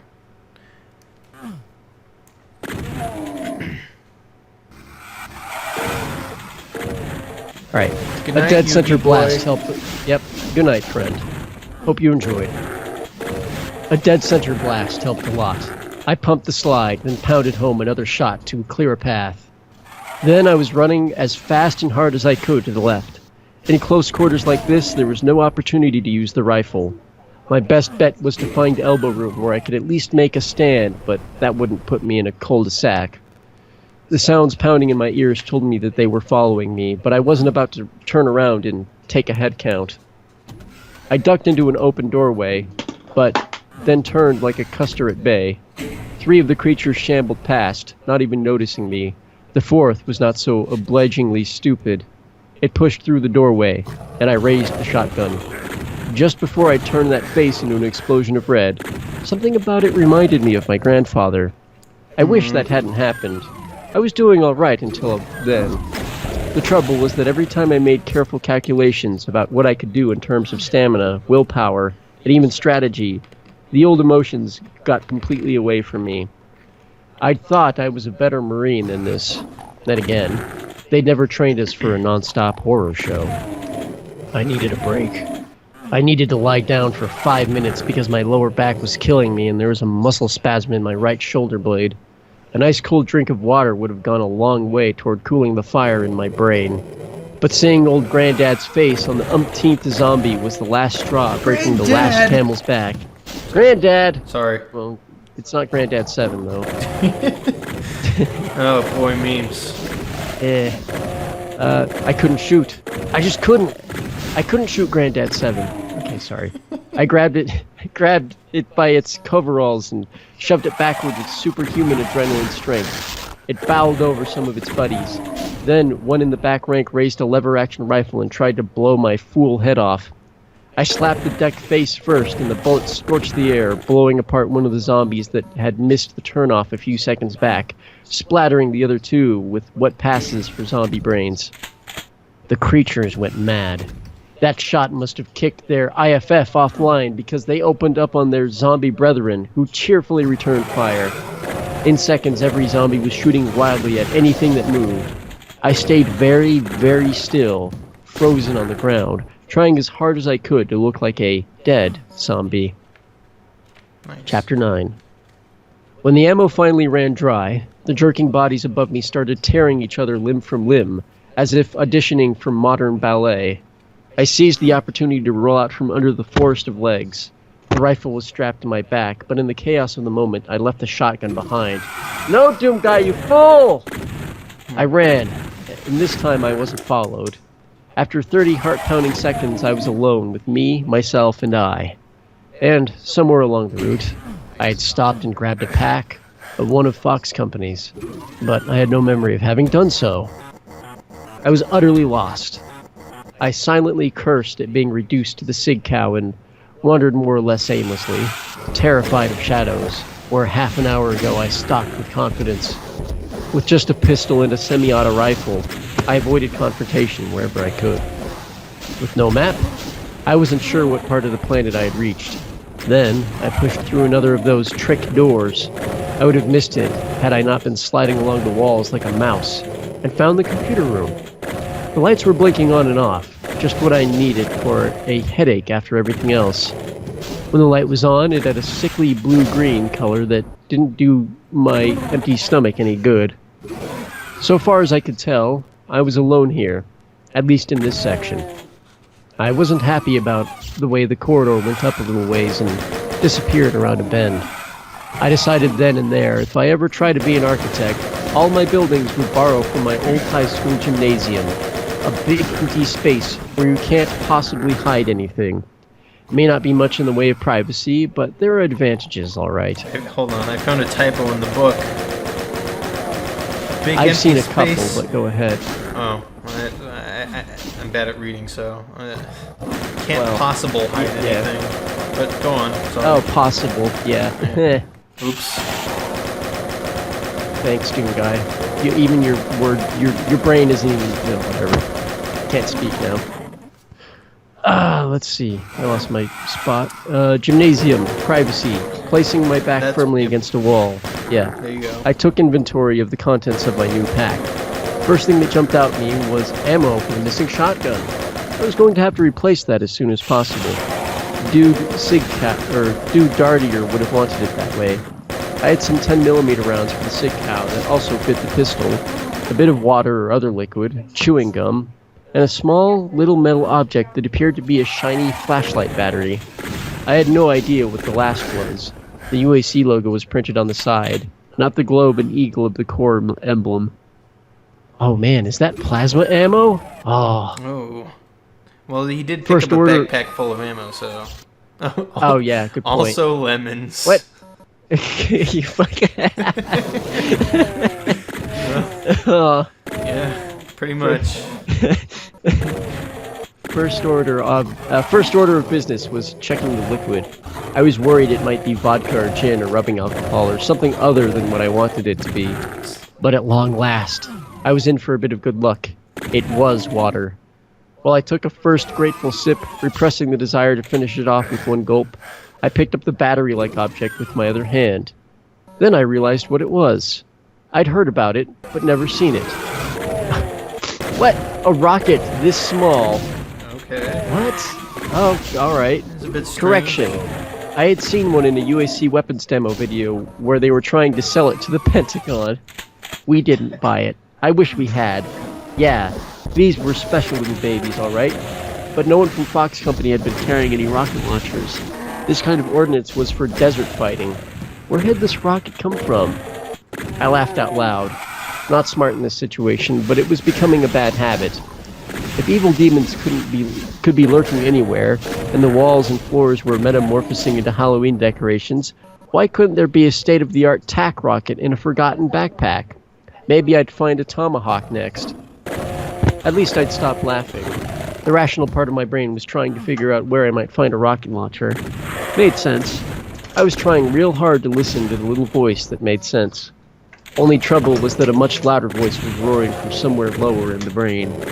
It wanted me to find the rocket launcher too, but for a less defensible reason. I guess I'd been more upset by the room full of zombies than I'd realized, or maybe I'd been freaked out all along and was only now realizing it. My God, did I really want to find that missing rocket launcher just so I could eat a rocket? Suicide isn't in my nature. I'm an extrovert type, more likely to frag someone, say a certain butthead lieutenant, that snuff yours truly. What? Oh, then snuff yours truly.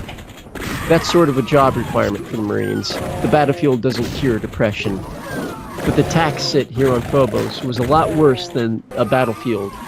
Having to go through the same crap over and over is just part of life. I know guys who have been married. Oof. But what had happened on Phobos was so far beyond normal repetition that it turned me totally cold and numb. If I could just find one living person, that thing had said, had implied that someone still lived. Jesus. If there's such a thing as the soul, then mine had been beaten black and blue. Maybe I wasn't being completely honest with myself. I could have killed myself with the rifle. There are other ways too, God bless our training. Waiting for the launcher could have just been a good excuse for postponing the inevitable. Maybe. Or maybe if I found the launcher, I really would put the tube in my mouth and, as they say, fire and forget. Oh. Fortunately, I never had to make that decision. I found something else instead. I stood in a long steel corridor that curved off to the right. The only light came from a bluish fluorescent tube that curved along the left wall and a sporadic white overhead spot. I crept as near as possible to one of those white light areas. Somehow, I felt better surrounded by more natural colors, even though it made me sort of a target. Then I glanced to my left and saw it. I didn't trust my eyes at first. They hadn't been doing much to encourage trust lately. But what if what I was seeing was real? Then I wouldn't be fooling around with any more self-destructive fantasies. Directly in front of my nose, scrawled with the same red paint stick that had started drawing a map in the dumbwaiter, were two capital letters. A.S. An arrow was drawn by the same die marker, pointing right at a downward angle. I stared at the mark, memory working furiously. 2 years back, I had gone to see the old James Mason movie, Journey to the Center of the Earth. I didn't know who Jules Verne was, but Arlene had insisted. She loved sci-fi of any type. We made a big event out of it.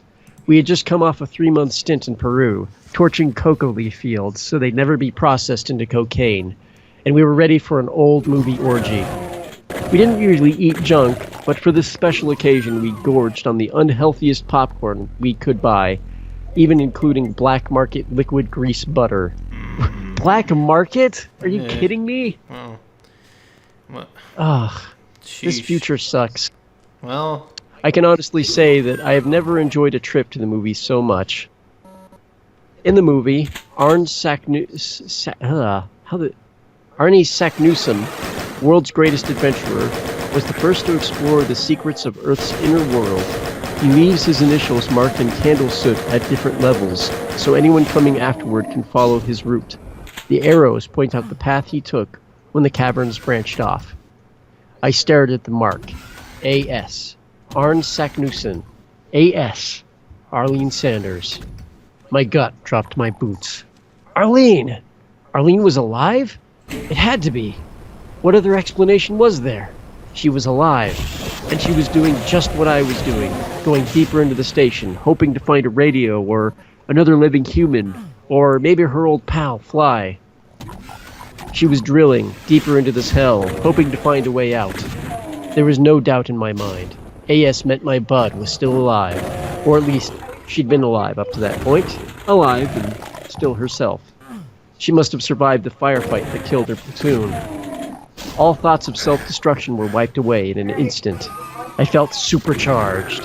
Heh. Well, For the first time since stepping foot on this damned space rock, I was happy. I moved forward, military discipline reasserting itself, putting some brakes on the warrior who would still be needed for the killing time. Following the arrow led directly into an exit to a patio. I took it. As always when entering a new locale, I braced for a potential zombie attack or another encounter with monsters. But now I had a new objective.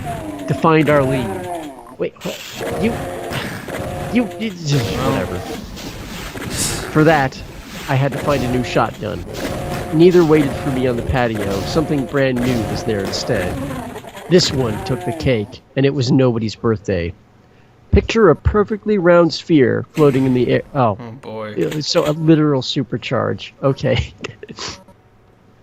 Picture a perfectly round blue sphere floating in the air. No strings attached. A blue sphere as pure as blue as perfect spring day back home, with one extra touch. There was a face on this ball. I didn't have very long to appreciate how butt-ugly the mug was, because no sooner had I registered all this in the brain department than the sphere rushed me and smashed into my head before I could even twitch, bursting all over yours truly. I figured I'd had it. For a moment I couldn't breathe with that weird glop all over me, running down the length of my body, reaching the floor so I could conveniently take a header, which I did. My first thought was poison. I could still breathe, though, once my mouth and nose cleared. With the first swallow, I felt something cold and invigorating rush through my body. Taking a deep breath, the air seemed cleaner and tasted better. Suddenly, I felt great. If this turned out to be a strange symptom of the alien poison, I could recommend it. Special endorsements available from Flynn Taggart's coffin. Reasonable rates. Sitting up, I expected an attack of dizziness, but it never came. The liquid had mostly evaporated by now, or maybe absorbed into my body. With another deep breath, which felt better than ever, I stood up. I hadn't been poisoned. Just the opposite, in fact. This crazy floating sphere had been good for me. It was perfectly reasonable to assume that any weird creature coming through one of the gates would be bad, and worse, deadly to all things human.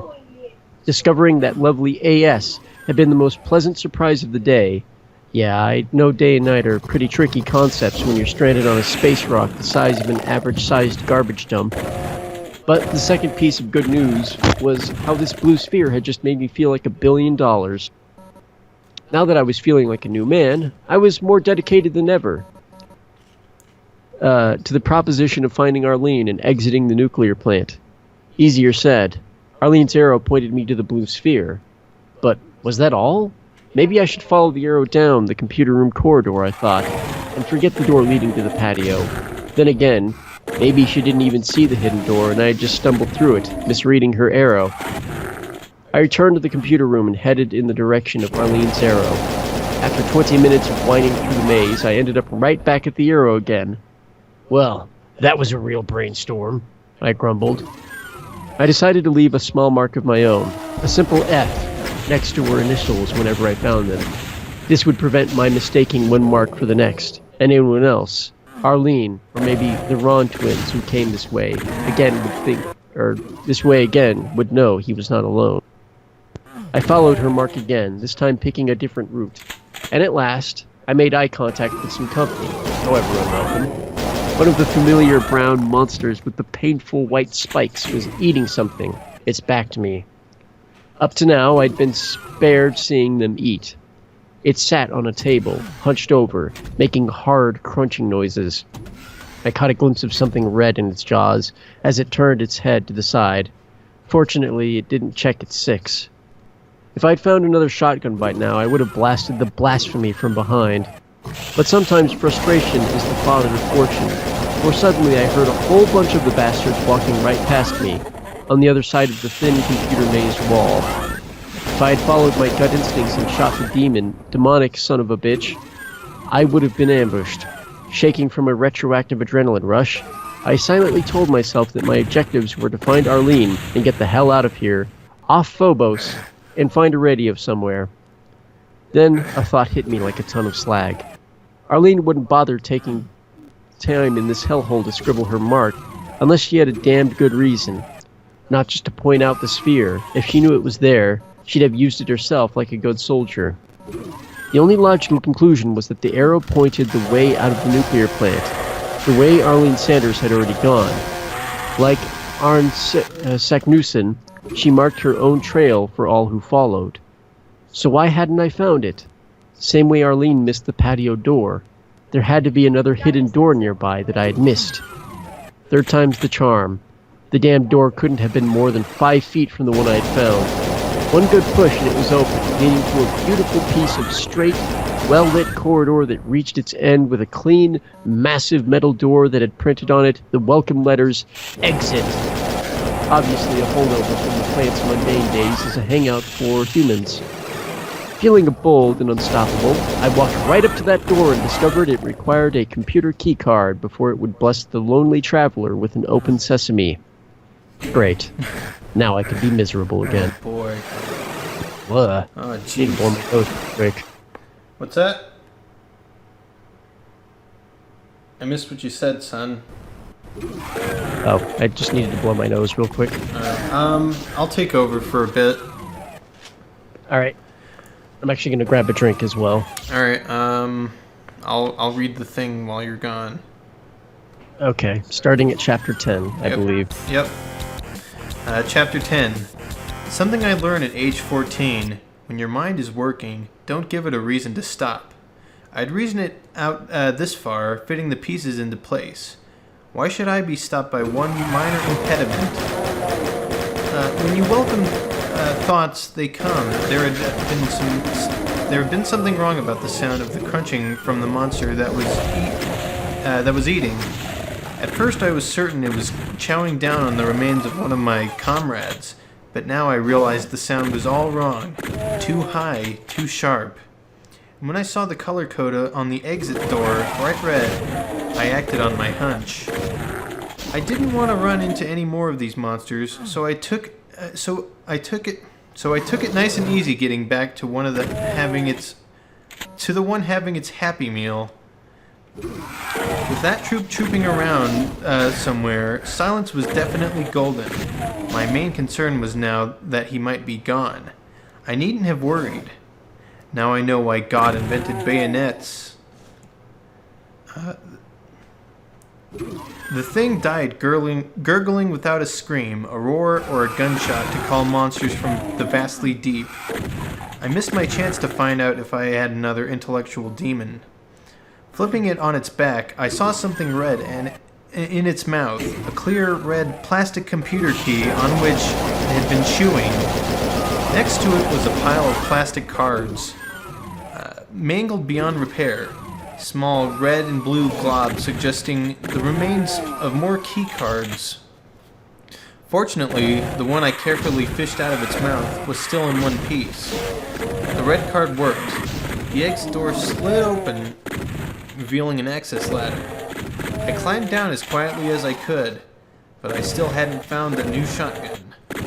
The Toxin Refinery. Such a lovely name. The dump was another step down, in more ways than one. At first it seemed as though I'd entered a zone of peace and tranquility. Greeting me was a wide-open space lit by a sun lamp so bright that for a moment I thought I was back on Earth in the middle of a pleasant afternoon. The abundance of weird-looking machinery raised my suspicions, however. I could easily imagine monsters and zombies lurking behind equipment of that size. As I began to explore the area, I was grateful for the first sight of a barrel full of the toxic sludge. I'd certainly changed my mind about the green slime. Now that I knew the stuff was as explosive as nitro, finding it was like coming across another weapon. I searched frantically for another mark by Arlene. I remembered another afternoon we spent in the rec hall flicks. We watched one of those mad scientist movies, and the laboratory was stuffed with more switches and levers than humanly possible. The more I checked out the toxin refinery, the more it seemed like the make-believe lab. Not all the switches had to be activated by hand, either. I made that discovery when I walked past a green section of wall, the color of a ripe avocado. Then immediately, the immediate whirring sound had me spinning around and ready for action. But nothing was coming to get me this time. The motion detector I had just activated stimulated my memory. CNET used to show us training videos, and I had remembered that Union Aerospace would used movable architecture to transport liquid metals extracted from Phobos ore. Alright, I'm back. Also, the first thing I heard was ripe avocado. What is Doom Guy's deal with I don't know. food and vegetables and fruit? He has granddad issues and fruit issues. It's really weird. I watched the corridor behind me shift out of sight. It sure beat the hell out of coming into a room and finding stone and metal that had grown scales or pulsing veins. No horror faces here. The bad part was that as the physical layout changed, the corridors would realign. The route was no longer the route out. The route in was no longer the route out. With so many hidden triggers, I never knew when I was going to shift everything all over again. Stepping on a landmine would be a lot worse, but this situation was still unpredictable enough to be a major pain in the ass. I tried avoiding the sensor eyes, but they were too well hidden. Once a motion detector activated, I couldn't undo it. I had to love it or lump it. When I tossed out the old religious baggage, I thought my superstitions had gone with it. Well, Phobos might not drag me back where the nuns wanted me, but it did reintroduce me to every superstition I ever had as a kid. So the first thought that leapt into my mind when something cold brushed my face was ghosts! Peripheral vision warned me something was definitely there. When I turned to face it, all I saw was a blur. I was still debating when something big and fast knocked me on my ass. I still couldn't see it, but I figured any ghost that can knock you down is a ghost you can return the favor to. Jesus and Mary, did I miss that shotgun now? The wide blast dispersion was tailor-made for shooting something you can't see. But the rifle was all I had. The rifle was what I'd use. I was a Marine, damn it, and every Marine is a rifleman first. Scrambling back from where I'd been attacked, I readied my SIG cow, aimed at nothing in particular, and waited for the first blurring of vision that meant either I was having a stroke or I'd found a new kind of monster. The wall in front of me went a little watery, like something insubstantial was in front of it. Without staring and losing it, I fired four quick taps. I expected to draw blood. I didn't expect to see an explosion. The ghost screamed and seemed to collapse. I wasn't sure. Then something hot and heavy pounded me from behind. Oh, gross. I finally tigged what had really happened. Some more damned fireballers. The first shot had missed me and killed my ghost. I whirled around, driving sideways, 2 spikies, 2 zombies, 1 big barrel of sludge. Ignoring the monsters, I concentrated fire on the stationary barrel. It took a couple of rounds, then it exploded spectacularly. I wondered if my intellectual demon could spell kaboom! I approached... And the stain is gone.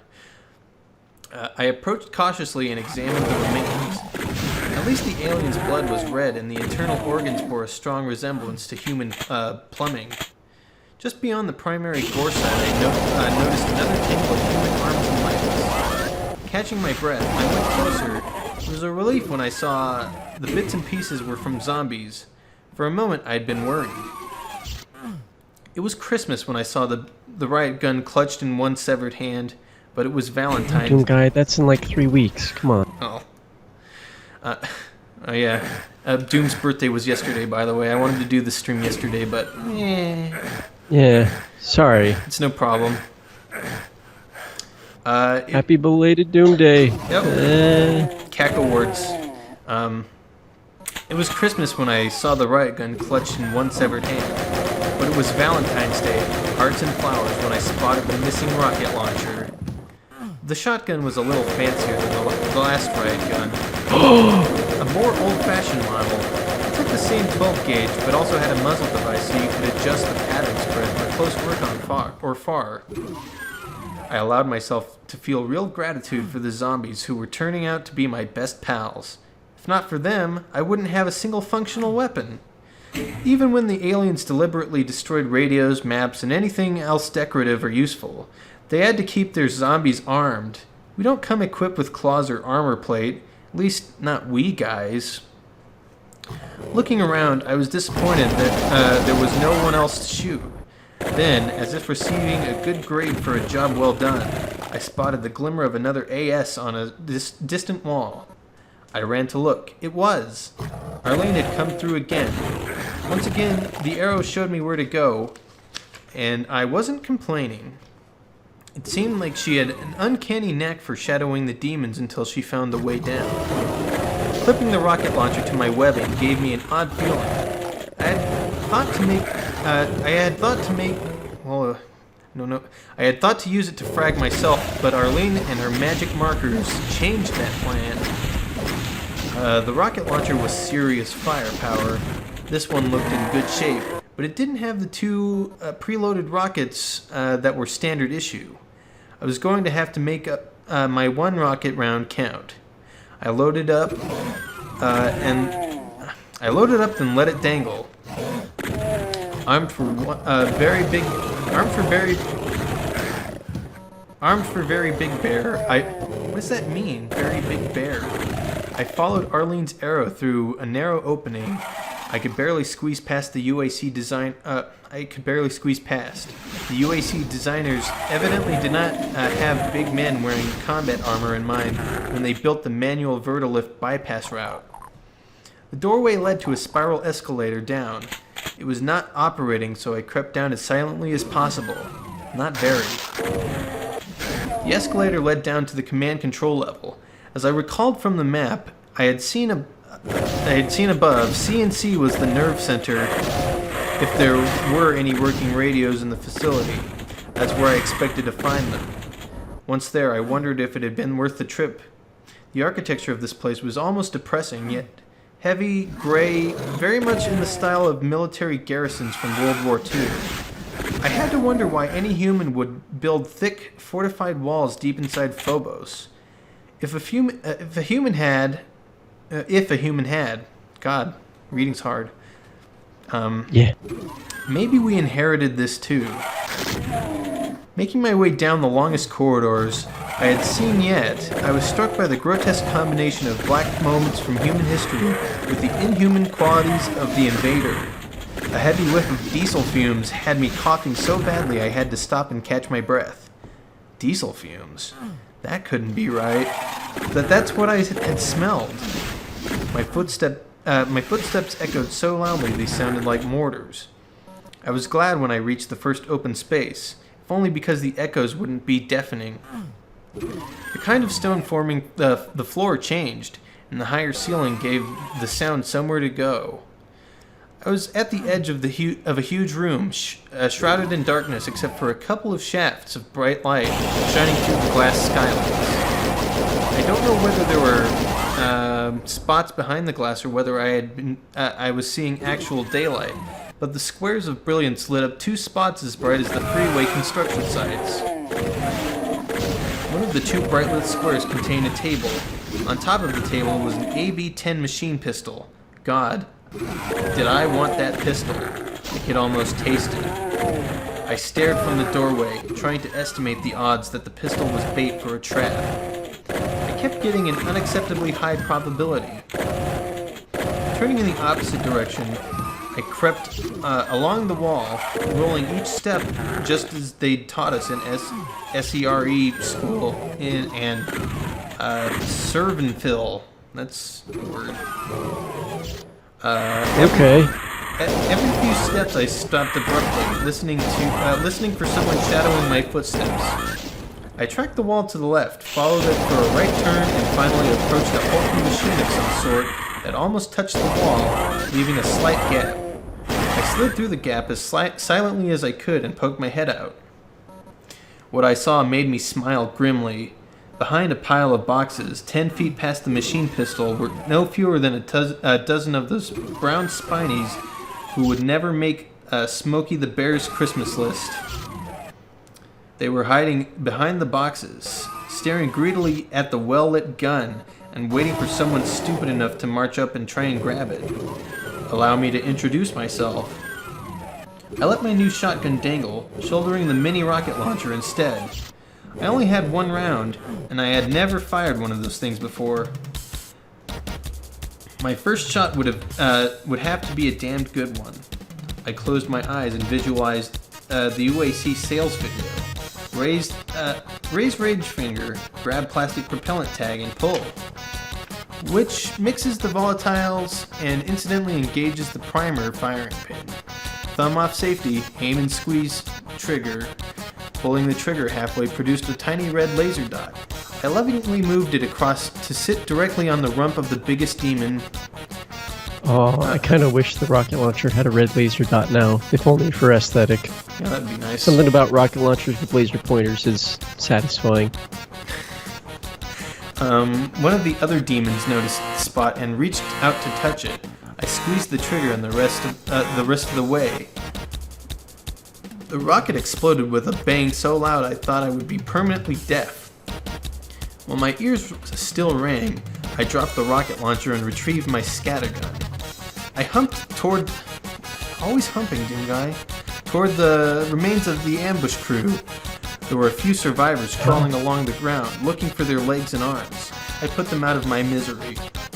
I counted 13 heads and 14 left arms, so I must have slipped a digit somewhere.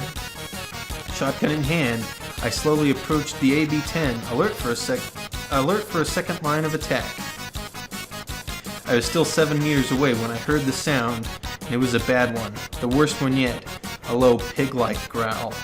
A snuffling sound turned into a wet, animalistic grunt.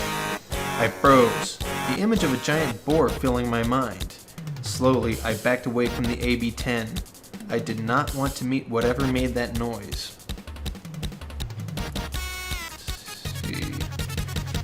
Oh, I'm letting the Atari guitar solo play here. Oof. It's so crunchy. Yeah. Alright, I think I can fit in this next chapter before the new content starts showing up. Alright.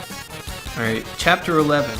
Damn, I thought, furious that even after expending my only rocket, I couldn't get the machine pistol. I was right back where I started, except one rocket lighter. I had squandered my gift. I felt like the guy who found a lamp that would grant one wish, and he says, "Geez, I wish I knew what to wish for."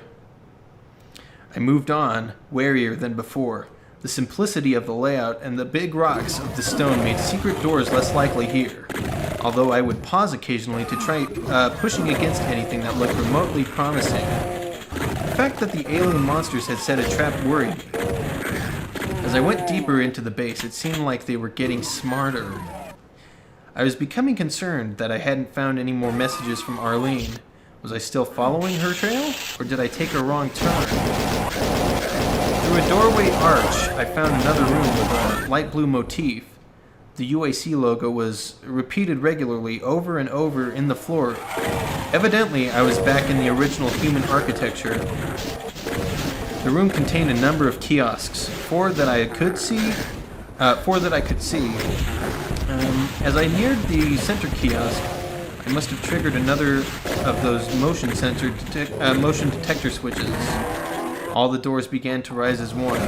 A filth of aliens tumbled out, and this time I had no rocket and no convenient barrels of toxin. I fired a quick shell, dropping one. Then the rest fell on me like ravenous in-laws.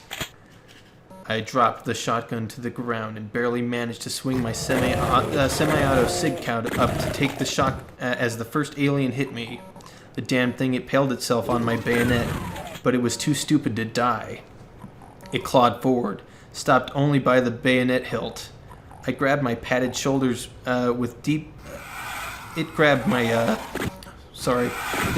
padded shoulders with death-gripped talons, dragging me back against the wall. Saved my hide, it did. The alien's broad back shielded me as its brethren flung their fiery mucus wads. The fireball burst, spraying flaming red liquid that dribbled down my dance partner's legs to a pool on the ground, lighting the room with a hellish red blaze. I fired 9 or 10 times, finally blowing a hole in clean through the alien. A gory loophole through which I turned on the rest. I guess they refused to believe that the firewads weren't frying me. They stubbornly kept throwing them, ignoring the burning pool around the feet of the first dead monster. I got lucky. 2 of the aliens jostled, then turned on each other, fang and claw. The weakened survivor fell to a single shot from my SIG cow. Abruptly, I realized I wasn't alone with 200 kilos of alien brochette on my bayonet. What a life! Evidently, I had not met all my playmates yet. I decided that I liked it that way. The room had a central kiosk, which I entered. There was a blue security card in there. I grabbed it on the chance I'd find a use for it. Then it was back to the search for signs of Arlene. Edging up a shallow set of steps, I finally found Arlene's next AS and arrow. Grinning, I followed most of her trail through a room stuffed with computers. Most of these centers had the same basic floor plan, but I was absolutely 100% unprepared to encounter a freaking swastika. Good one. It's the E1N for Easter egg thing. Thanks for writing that in. Man, you really played Hecka Doom, dude. Yeah, really, including infamous weapons like the semi-auto rifle and the machine pistol. Swastika, I lost my place.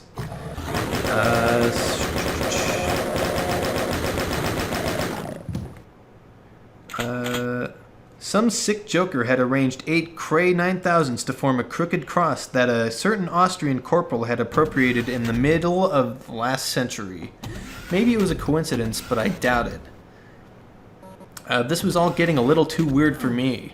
The river Styx, zombies, demons, flaming skulls, what kind of intelligence was behind this? Whatever it meant, I decided not to think about it. I could easily have gone through the computer room without noticing, but an undamaged map to the section made it impossible to ignore the swastika floor plan. My adventure with the kiosk had been dead center in the largest circle. Above it, slightly to the left, was the swastika of the computer room. Walking through one might figure it out. At certain angles, one couldn't help but recognize that the bloodiest designs of the floor had a certain association. The map was like a slap in the face. It barely bothered me when I triggered another of those damned motion sensors.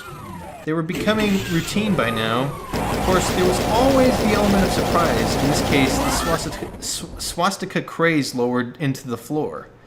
Real slow. Oh, hold on, I gotta pause here. We got new stuff coming up. Alright. So, the Tower of Babel, it's not the boss fight from the original. It's a completely new map made by, I think, American McGee, if I had to guess, or Tim Willits. McGee. So yeah, it's a brand new map, console exclusive. Shows up in most of the other console ports that have more than 15 maps. Pretty short actually, and it doesn't really stand up to the original. There's no cyber demon to fight here. Just a small arena thing going on. A bunch of monsters. Classic barrels. Good stuff.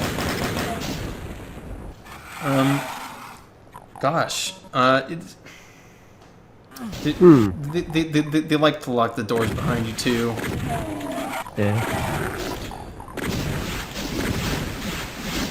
Alright, so what you gotta do is you gotta find the switch to open the door, you know, as you do with any standard Doom map.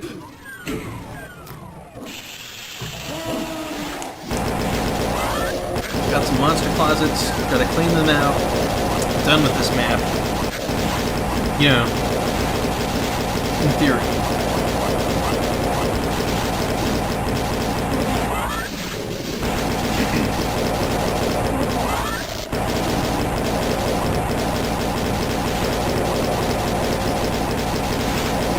Alright, any day now, guys. Bunch of jerks.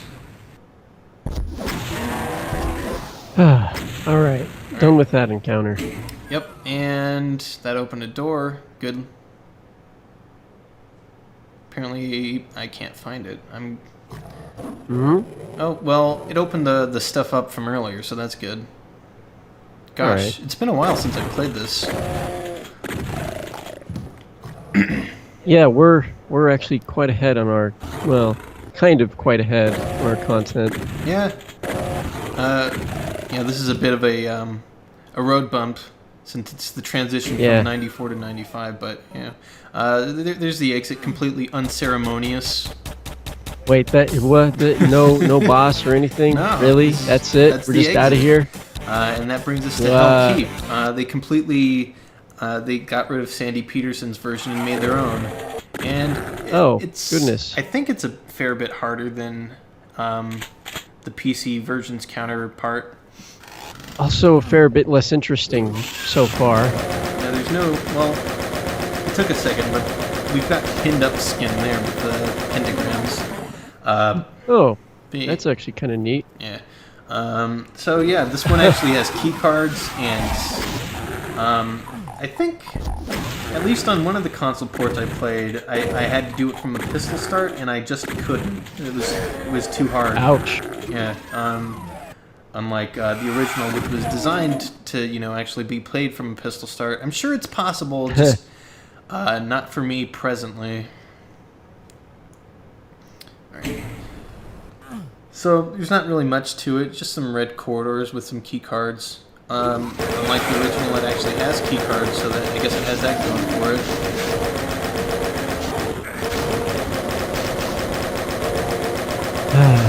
Yeah, it's not... One thing of note that I kind of want to bring up for console port Doom, again, that just irks me to no end is how the low frame rate slows down the fire rate of the chain gun and the plasma rifle. Yeah, it's a bit unfortunate, I think.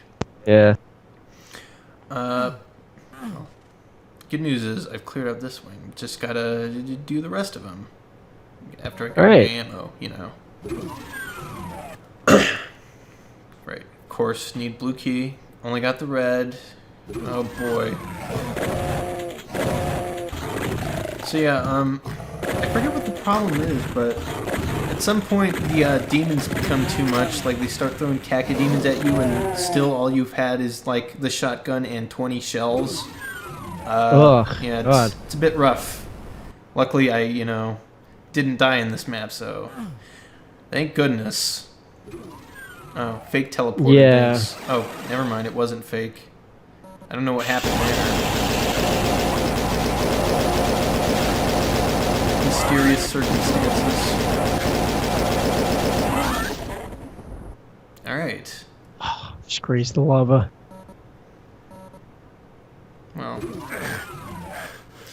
sucks. Oh man, I wonder how they're gonna handle Doomguy lava in the novelization now. Oh boy. Since apparently slime is ice cold but incredibly irritating. Yeah. Well, sorry, ice cold but boiling hot simultaneously. Yeah, it's icy hot. It's just big pools of icy yeah, there hot. we go. All right. It's a existing contradiction of a liquid. Was the Jaguar's UI used in other ports? I don't think so. I think each console port had its own UI. Like each of them had a different HUD. I'm pretty sure. Because they each had to design a HUD based on the resolution of the console they were made for. Yeah, I guess. Right? Yeah, something like that maybe. And whatever elements could be rendered without lagging the game too much on the HUD. Also, I got wrecked by imps. Don't get cornered by imps. 4 out of 5 doctors recommend not getting, cornered by imps. I didn't know there were even 5 doctors that knew how to fight imps. But okay. Yeah. So yeah, we're back to the intro. The exit was right there all along, but I needed the yellow key, which I finally have. I wish I knew who. I'm pretty sure it was American McGee or Tim Willits who made the new maps. I have to look into that. Look forward to maybe a YouTube annotation someday. Yeah. Right. That's all said and done. Oh. I think there's... Oh, yeah. It wasn't a secret. I did remember there was a plasma gun in the closet there. I thought it was a secret, though. But yeah, from Hell Keep, we skip straight on back to... we skip the Slough of Despair and go to Pandemonium. Huh, okay. That's why this seemed kind of strange to me. I guess so. So, yeah. See, I don't actually even really recognize this very much. Well, they took out large chunks of it for the console port, and also the texture works a bit different. It's mostly the same, but, lots of it is omitted. Yeah. Alright, going back to the Doom novel. Alright. This was getting a little too weird for me. The river Styx, zombies, demons, flaming skulls. What kind of intelligence was behind this? Whatever it meant, I decided not to think about it. I could have easily gone through the computer room without noticing, but the undamaged map to this section made it impossible to ignore with the swastika floor plan. My adventure with the kiosk had been dead center in the largest circle. Above it and slightly to the left was the swastika of the computer room. Walking through, one might figure it out. At certain angles, one couldn't help but recognize the blood-red design of the floor had a certain association. The map was like a slap in the face. It barely bothered me when I triggered another of those damned motion sensors. They were becoming routine by now. Of course, there was also some element of surprise. In this case, the swastika craze lowered into the floor. Real slow with grinding sound like bones of a million dead being rendered to powder. And I expected to see soul-shattering horror. Instead, I won another jackpot. I just found 2 boxes of rockets. Oops. I died. 5 to a box. And I found a yellow security card with a note that if I were trying to find the card it was supposed to be, north of the maze, at the northwest corner of the installation. Maze? Talk about feeling like trapped in a trapped rat. Well, I wouldn't find it there because it was here instead. Safe and sound with the rockets. The note was signed A.S. Man, I was going to have a lot of questions for that girl when I found her. It was hard enough staying alive without going to a lot of trouble for a hypothetical fellow soldier who on a wild off chance might still be breathing and putting one foot in front of the other. She had performed incredible feats here, as Arlene found supplies along the way, everything from weapons and ammo to these ugly key cards.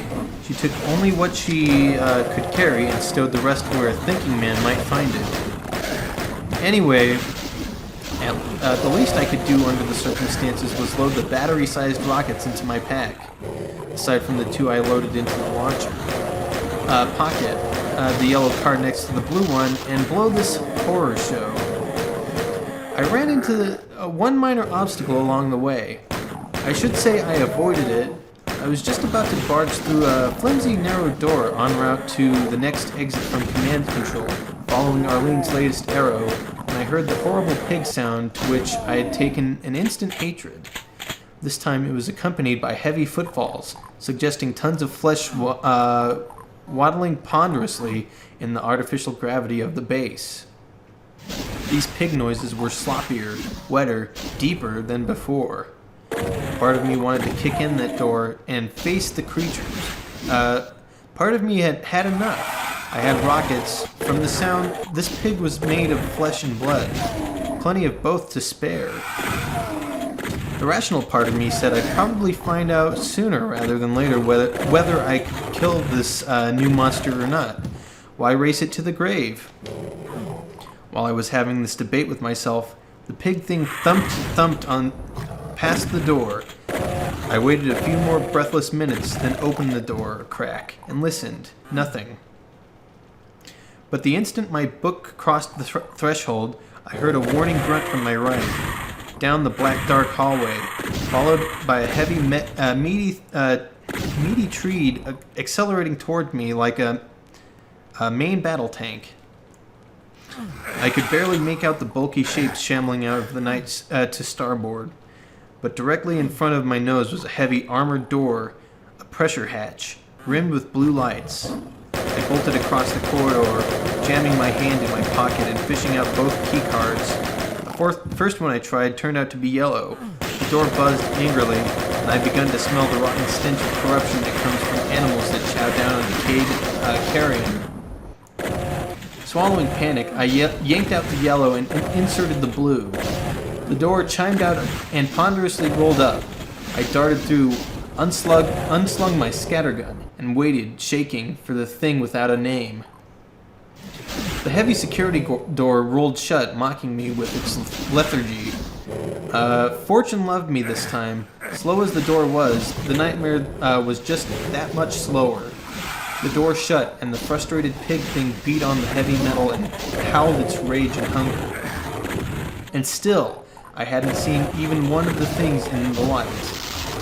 Knees weak, I followed the trail of 3 marks and 3 arrows to the next door, which wanted the yellow card. Surprisingly enough, this door led to a lift that wasn't working.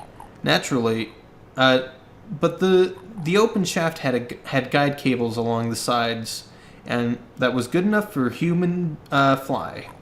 The human fly. Sorry. I slid down almost 50 meters before finding another open lift door.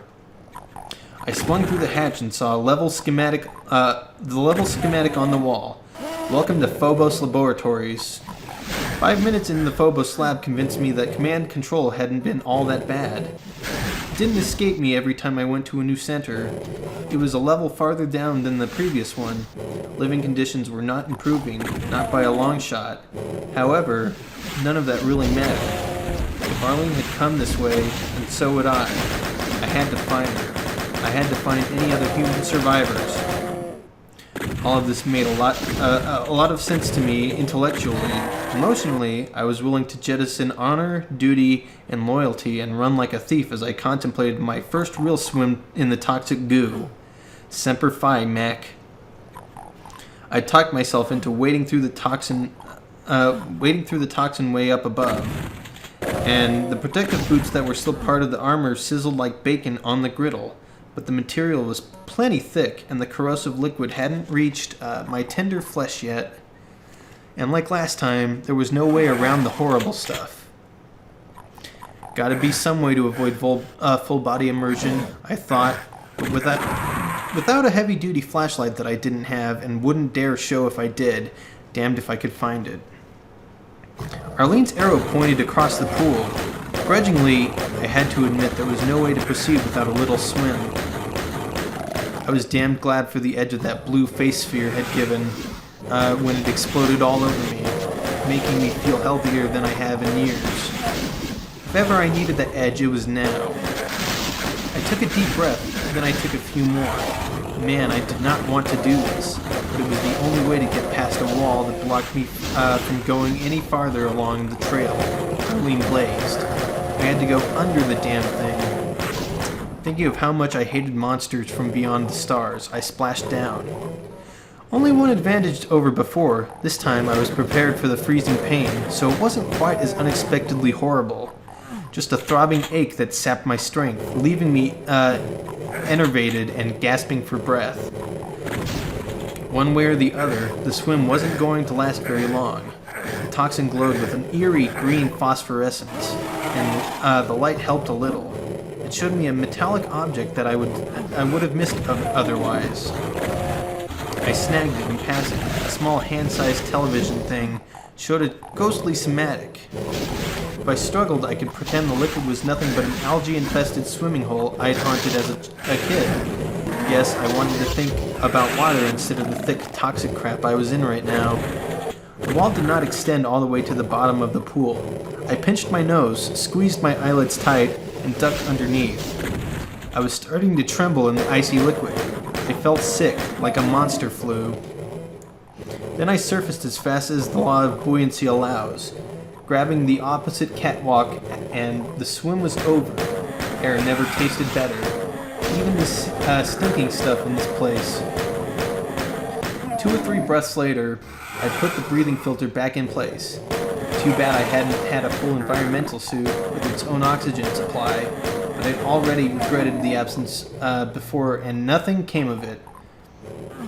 A Marine couldn't have everything. For example, I couldn't keep the blue glow forever. I had taken it for granted until I realized what the swim could mean. Now I felt sapped and drained. I was all set to course, my lousy luck, until I realized something very important. Without that earlier boost to my system, this dunk in the sludge would have killed me. So what about Arlene? Could she have come this way? Could I have passed her body in the green murk? Had to think this through. There was no arrow immediately beyond the toxin. Maybe she found a better route. She might have a decent flashlight or light amp goggles so she could see. Or she might have had a full environmental suit. Or what the hell? Maybe she had a touch of the blue medicine show. There were all kinds of ways she could have survived. But maybe she didn't. I refused to think about it. But it was time to move on. Man, my throat's running dry. Want me to take over? Yeah, if you don't mind. Of course. Let me just do some prep real quick. Oops, I dropped something on a guitar.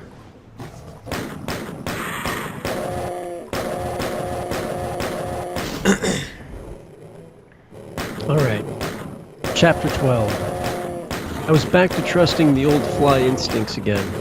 There were plenty of more unreliable things, such as any decision by Lieutenant Weems. Hadn't thought of Weems for a while. My lip curled.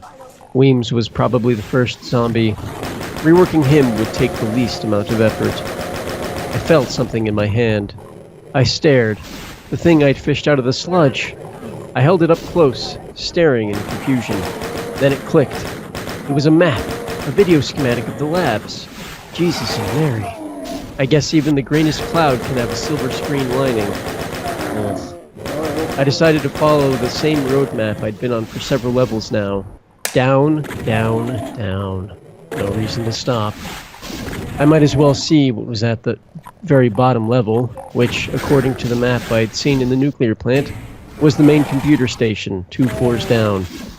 But in the absence of Arlene Marks, not Arlene's Marks, Arlene Marks, I'd have to plan the route myself, just as soon as I could make tops and bottoms of my new toy. I suddenly felt a wave of weakness and fever. I hoped I hadn't already given myself a death sentence from the toxin. Phobos Lab was dark. Phobos Lab stank like an open sewer. But if there was anything left of the original installation here, the medical supplies had to be near at hand. If they hadn't been left in the typical condition of guns and radio sets. I picked that as my first priority. I needed an all-purpose antitoxin and a stimulant. Leaning against a wall for support, I found a weapons locker in the hard way. I leaned against it and the door collapsed inward. Guns! I pawed through my treasure trove, scooping up as much ammo as I could shovel into my pack. Then I stared in reverence. Beneath the shells and bullets rested a state-of-the-art AB-10 machine pistol. Oh fuck, here we go again. The question was, did it still work after scores of zombies and spinies had monkeyed with it? Hold on, did he taste this one? Doesn't say that he did, though. God dang it. I checked it out, cleaned the barrel, then reloaded it. I almost pulled the trigger to do the only test that really counts, but stuck to my original policy of not making any more noise than was absolutely required. I cleaned the machine pistol as thoroughly as I could before adding it to my arsenal. There was little doubt of this lethal package receiving a test real soon, with a real target, and hopefully with a margin of error to try something else if it failed. The best choice might have to be the pistol in one hand and the shotgun in the other. Nothing wrong with insurance, even if it made me feel a bit like a Wild West gunfighter. As I stood, shifting the backpack to be comfortable and finding a place for all the weapons, a sudden attack of dizziness hit me like a grenade. Medical attention had just become my #1 priority again. I studied my hand map, working the buttons to make the pretty picture slide up and down. First task was to find me. No, helpful, you are here on this puppy. At last, I found the wall crossing a trench. No sign of toxic sludge on the map, of course. I must have been living right, because the nearest infirmary, marked with a red cross, was located just a quarter click away, spitting distance. I found it, and there wasn't a single monster doctor or devil nurse. Here, I'd been expecting a typical medical establishment, and was pleasantly surprised. And there were lights, the first fully operational lights I'd found in the complex. If the lights had survived, maybe the doctoring stuff was still here and intact. I resisted the impulse to cross my fingers as I unlatched and opened the first promising cabinet. Mother load. Thanks, Mom. I removed a medkit, with the seal still unbroken, and popped her open. Inside were bandages, antitoxin compounds, even ointment for burns. My face still felt as hot as if I had sunburned, for which I could thank a fireball instead of a weekend at the beach. I found a clean room, a metal table next to a mirror, all kinds of light, even a cubicle. It was time for Dr. Taggart to make a house call. I didn't do too badly, really. First off, I locked the doors, turned out all the lights except the one in the room with the table and the shower, placed the shotgun right up against the stall where I could grab it in a second, and facing the closed office door the entire time and leaving the shower door ajar, I took the risk of bathing. Oh my. I don't remember the Sick bath as- scene from Doom. This is getting a bit weird. Yeah, neither do I. I don't remember any bathrooms in Doom. Well. Alright, 1 second. Just nose. Sure. So, chat, what do you think about the Doom bath scene? Ready to get all hot and steamy with Doom Doom Guy, rather than hot and icy simultaneously. Okay. Let's see. Didn't do badly. Took the risk of bathing. Sick as I'd been feeling since immersing myself in the ooze, the mere act of washing it all away made me feel considerably better. I turned the nozzle for hot up as high as I could stand it, and it felt the cuts and bruises sting, then feel better. My burned face didn't get anything out of the shower but pain, but the rest of my body was doing too well for me to care. If the shower was heaven, then the fresh towel was a piece of Eden. Here I had struck the mortal blow against the shores of hell. The rest was pretty simple. I put antibiotic and bandages on the worst of my wounds and cuts, taped my bruised ribs, didn't even remember where I got them, and took my time smearing the cold, soothing ointment on the burns. The only moment when Doc Taggart almost failed his patient was when I, noticed the 30 or 40 hypodermics, all neatly labeled general stimulant. I don't like needles, never have. But there was a good reason to pick up one of those needles and give myself a shot. Just as good a reason to pack them in some shock-proof carriers and take them along. I could run into Arlene and she might need a lift. I might run into some other survivor. And even if I were going to do all that, the only reasonable thing for me was to give myself an injection first. You don't need to do that, said the little voice in my head. Just find another blue-face spear. I argued with the voice. It might be a once-in-a-lifetime fluke. I can't count on that happening again. That's when I noticed that I was talking to myself. Sheesh. All this just to avoid sticking myself with a needle. No more. I bravely wielded the needle, got out the alcohol and cotton swab. This couldn't be any worse than what I'd been going through lately. Well, not by much anyway. I wolfed some food from the small refrigerator, then hunted for a flashlight. Alas, all I found was one of those pencil beam lights. If I wanted to find out if a zombie had a sore throat, or any throat at all, I was set. According to my map, I had to go north to find some sort of route down. At least my compass was still functioning. I hated to leave, but the infirmary had done its job.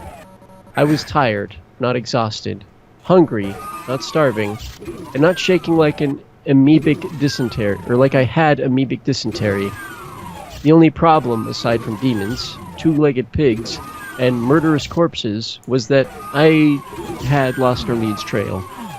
If she were hurt, laying up somewhere, I might accidentally leave her behind on an upper level. The point was that I could concentrate again.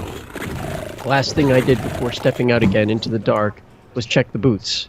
They'd held up better than I thought, but I stuffed some pillowcases in for added insulation. Outside it was just as dark as before, but I wasn't as bothered. This time, the human race may not have been blue sphere, or the human race may not have blue spheres, but we do all right. I stayed in that frame of mind as I went north. I scuttled along the corridors, letting my shotgun peek around corners first, until I reached a huge chamber. It was dark, but not the pitch black I had just come from. At least I could tell I had entered a large area. The next moment I was under attack. Claws raked across the shoulder plates of the battle armor I had just reinforced. When I tried to fend off the enemy, I half expected to feel the crocodile-type hide of the spiked monsters. But instead, my hand sank into a pulpy mass, and the contact made my flesh crawl even through my thick gloves. The light was on. I lost my place, sorry. The light was on, and I should have been able to see the scum, but I was getting nothing. Then as I pushed against the jelly-like stuff and took a few faltering steps back, I saw familiar shimmering. The same thing I'd seen when I thought I was fighting a ghost. That time, the issue was resolved by miracle fireball. This time, I was on my own. Didn't this goddamn jelly-shimmering, half-assed, invisible son of a bitch know the rules? Ghosts can't hurt people. They can only scare them to death. Then the Casper pounded me, knocking me back on my butt and kicking the wind out of me. I thanked Mary for the armor as I shoved the barrel of the shotgun right into the shimmering effect and pulled the trigger, hoping that if this thing had a mouth, that was exactly where he was going to get it. I don't know if I killed it. I don't know if it can be killed, but it didn't bother me anymore after that. Not liking the idea of being followed by more invisible spooks, I jogged for a while, hoping to be done with this part as soon as possible. I also kept both eyes open for a pair of light lamp goggles, but I'd used up my good luck potent at the infirmary. To exit the labs, I had to enter the darkest room yet, black as coal. I wasn't surprised. This was at the north end of the installation where, after groping in the dark by touch and even daring to use my tiny penlight, I finally found a small opening. This led down a narrow corridor to a tight, metal, spiral staircase going down. Way down. I started to get very dizzy, spinning around so many times. General processing had more tight, narrow corridors than anywhere else on Phobos. Good thing I'm not claustrophobic.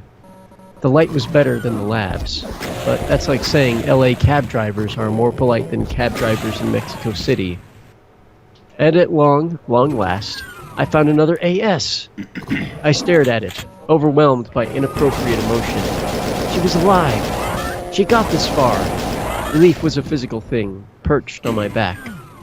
The arrow pointed to a branching corridor that seemed small enough to give a midget a backache, but crawling down it was a good move. At the other end was a completely intact map of this section. The bad guys must have been getting careless lately. If this kept up, I might find a functioning radio. Central processing was laid out in a rough triangular shape. made me think of a robot riding a motorcycle. Maybe I was more wasted than I realized. The southeast corner was made up of 4 interconnected rooms. A warning note was attached that 3 motion detector triggers will close any door in the facility for a span of 30 seconds as a security precaution. I could just see myself getting caught in a room with wall-to-wall enemies while I counted off 30, 29, 28. Notify the next of kin. Unfortunately, I couldn't take the map with me unless I ripped it out of the wall and dragged it along, and my hand map still showed the labs above. If there was a way of changing the view, I couldn't find it. It occurred to me that we humans needed to learn everything possible about those bastards. Otherwise, Earth was a sitting duck. We couldn't shoot it out with these things and expect to survive. We had to outsmart them, or die. I was surprised that I had survived this long. I was a pretty good Marine. There was no false modesty about that. But Arlene was remarkable. If I could survive, surely she could. Hoped she would keep it up. Hoped I would too. But this nonsense couldn't go on forever. As I looked at the map, I just knew, that the 30-second security rule about doors meant there was a welcoming committee waiting for me. Well, you knew the job was dangerous when you took it, Fly. They'll get you in the end. But who were they? They weren't the pitiful wrecks that looked human through the dead inside. They weren't the spinies or metal skulls or ghosts either. The one making the snuffling pig sounds gave me the creeps, but somehow I knew the creature was mentally no more than an animal. If I hadn't encountered the one other monster who enjoyed talking, I'd be tempted to conclude we were being invaded by an alien barnyard. But the intelligence was there, just well hidden. Even without the talking demon, the alien technology itself was proof of a mastermind. So why didn't the intelligence simply organize the monsters and zombies into a naval search pattern and be done with it? Why were Arlene and I being allowed to play Gypsy, entering one level after another, shooting it out with pretty much the same cast of characters, encountering the same hazards, and beating them over and over again? Maybe it was all a pre-invasion test, or worse, still a sadistic game, a tester game. It had to be teaching the enemy mind something important. The important question for the survival of the human race was, what the hell was I learning? I hated to admit it, but so far, the answer was not much. Oh, doom. Sorry, nose again. Okay, chapter 13. One thing I was learning, though, speed. While I debated the finer points of philosophy with myself, a mob of zombies and spinies burst through the door at the back end of the corridor, the one I'd come through myself, as if they owned the damn place. They noticed me and poured down the narrow corridor. I did not take longer than a microsecond to solve the question. I ran like a bat out of hell, a bat trying to get the hell out of hell. Although the commanding officer of the invasion was an important issue, I decided it could wait until later for review. Much later. With this many of the enemy breathing down my neck, the shotgun was useless. Maybe my new machine pistol would have worked. But what I already had in my hands was the rocket launcher. For an instant, I considered the narrow corridor that might channel the blast right back in my face, the proximity of the nearest spiny, for an instant. Then I dug my heel in and spun, ready to rock and roll. The explosion was so loud that I didn't hear it. I felt it. A giant, invisible hand threw me to the ground.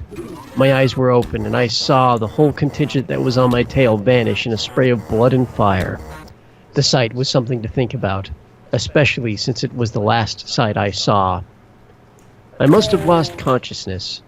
An indeterminate time later, I began to hear a sound, too loud and annoying to sleep through. Like all the church bells the penguins had ever rung at me, all the bells in the world in my head, I still couldn't see anything, just a bright afterimage. It was about 15 minutes before the bells were replaced by a buzzing sound and the slosh of blood in my ears. I would have been easy pickin', as Gunny Goforth would say. Maybe I was saved by looking as dead as the rest of them.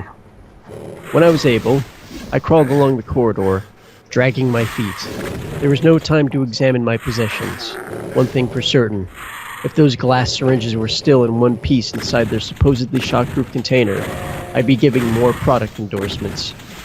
Shaking my head clear and staggering to my feet, I finally made it to the one long, spacious corridor in the otherwise cramped, tight ore processing center. This one was well marked on the map I'd studied. The only route to what the map indicated were the stairs down. Judging from the red and gold and brown streaks on the rough walls, this corridor had been carved right out of the rock of Phobos. I liked it, and hoped it wouldn't be reworked into something sickening. Halfway down the corridor, I suddenly felt lightheaded and my stomach broke loose from its moorings. At first, I thought I was experiencing more symptoms from the rocket blast. Then I realized what was happening. No one goes to space without experiencing zero-G, and you never forget it. This was damned close enough. I should have studied the map more closely when I had the chance. The middle section of this corridor must pass outside the ancient alien gravity zone. A handrail was installed for the obvious reason. Grabbing it, I pulled myself along. A single tug was enough to overcome friction in the Phobos' minuscule natural gravity. I'd spent enough time on the ship to Mars that this was simple enough, unless I had the bad luck to be attacked right now. I'd never taken zero-G combat training. Pulling myself around a corner, I floated practically into the arms of a triplet of spinies. Luck has never been my long suit, but these leathery bastards were walking on the walls and ceiling, as if they enjoyed their own personal gravity that followed them around, each oriented in a different direction. 1 second. Sorry. Just sneezing issues. Alright. One more piece of evidence that they were unbeatable. Then, one of them looked right at me and spoke.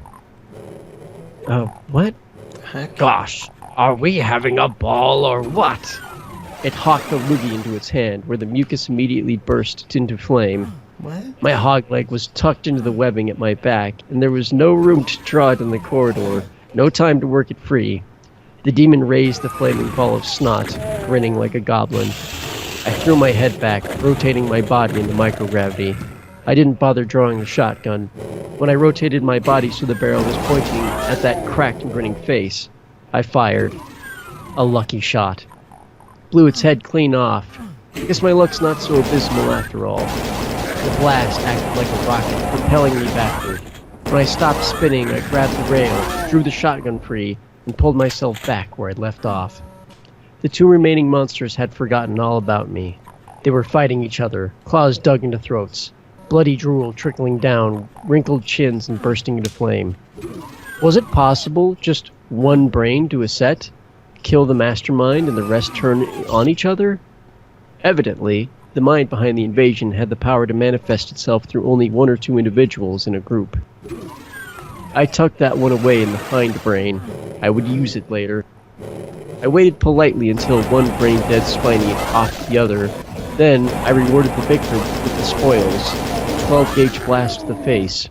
This time, with my back braced against the wall. I hauled ass along the corridor to the gravity zone. At the far north end of the facility, I found a switch that opened a door leading to the stairway where I could process myself right out of central processing. Down one flight on the spiral, metal grate stairway, the computer station welcomed me with a thin layer of green sludge. At this point, I just didn't care. I was willing to jump into the ooze and slog through it as long as my boots held out. I wanted out of here. I ran without stopping until I discovered whatever crap-for-brains idiot designed this playground set it up so you could go around in circles before noticing you were going around in circles. The computer station was a haze of forgetfulness. It started out badly when I couldn't find an Arlene mark. I hunted along every passageway without luck. Either she followed a totally different route and our paths did not cross, or, more likely, she had a reception committee waiting for her when she climbed down the ladder, and she was in a running firefight until she found a coal hole. The damnedest part was, this was the lowest level, so far as I knew. If they finally ran her to ground, I should have found her, or her remains. There was nowhere else for Arlene to go. There were a few monsters on this floor. I shot a couple of spinies in the back. Hey, I'm not proud. But mostly avoided the patrols.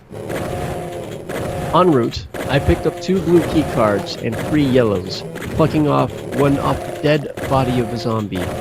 Something where someone had gnawed off its legs and one arm. It was still animate as I approached, and tried to bite me, but I was faster and more ruthless. I blew its brains out, putting it out of its misery, and took the key card tucked into its belt. I found 2 maps, both burned beyond recognition, but by sheer persistence I finally found it. One of those big metallic doors that like to stand between me and where I want to go. One of those key card teases that demand you stick it in. But this bitch had a special feature, an irritating, unisex, nasally parking lot ticket machine voice.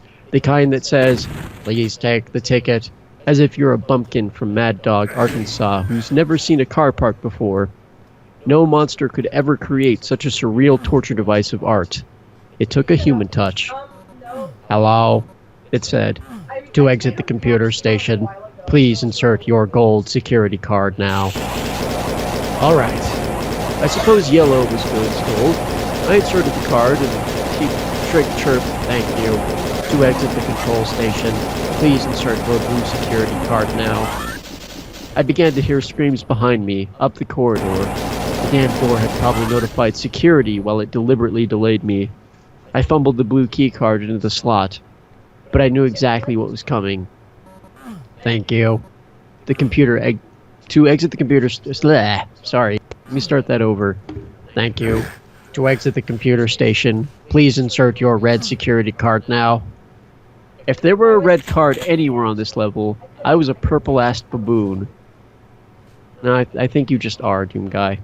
And I didn't become a Marine to put up with this crap. Even the Spinies were less frustrating than this. But I had a solution.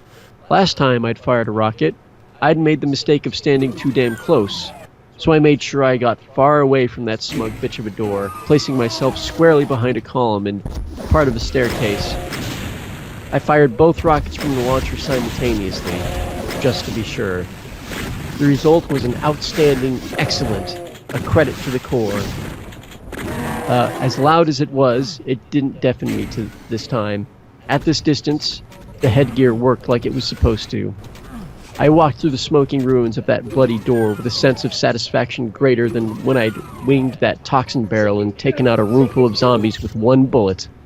I'd struck a blow against the true evil, the chowder-headed humans who designed this installation. From now on, I refused to worry about plastic cards and security keys. Nothing could stop me. Then, I found the lift that should have taken me out of there. The lift at the very end of the facility, my reward for having all the stupid cards. The entire shaft was filled with human and animal remains. A hellish grain elevator. I don't know how long I stood there, staring stupidly. Then nausea overwhelmed me and I vomited for several minutes. Dude. Weak and shaky. I thought for several more minutes that I had climbed the farthest down I could go into the Phobos installation. A dead end. Nowhere to go but back the way I came. I knew I couldn't make it, but I was long past crawling into a corner and playing fetus. I'd go down fighting if I went, hoping somehow Arlene had escaped what was a death trap for me. Even though it was a long shot, I thought again of the possibility of blowing up Phobos. Better than let these bastards win.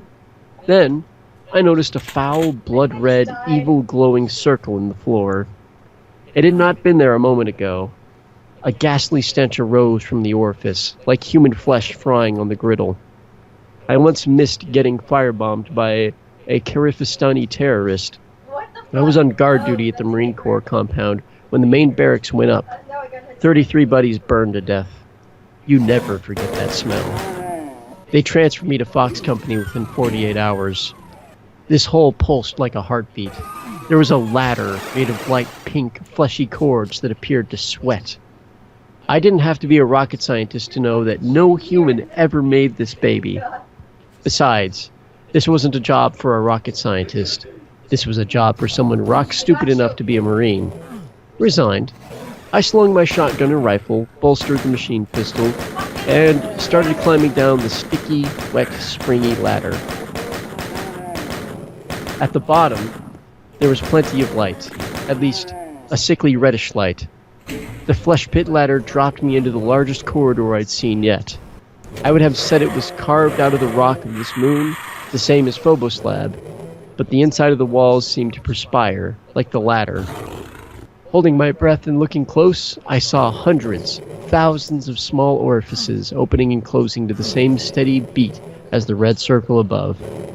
I decided that I'd done close enough examination for a lifetime. Then, by God, I saw it. Another AS. Biggest one yet. Even in the heart of hell, I was cheered to know I wasn't alone. I didn't exactly whistle a tune, but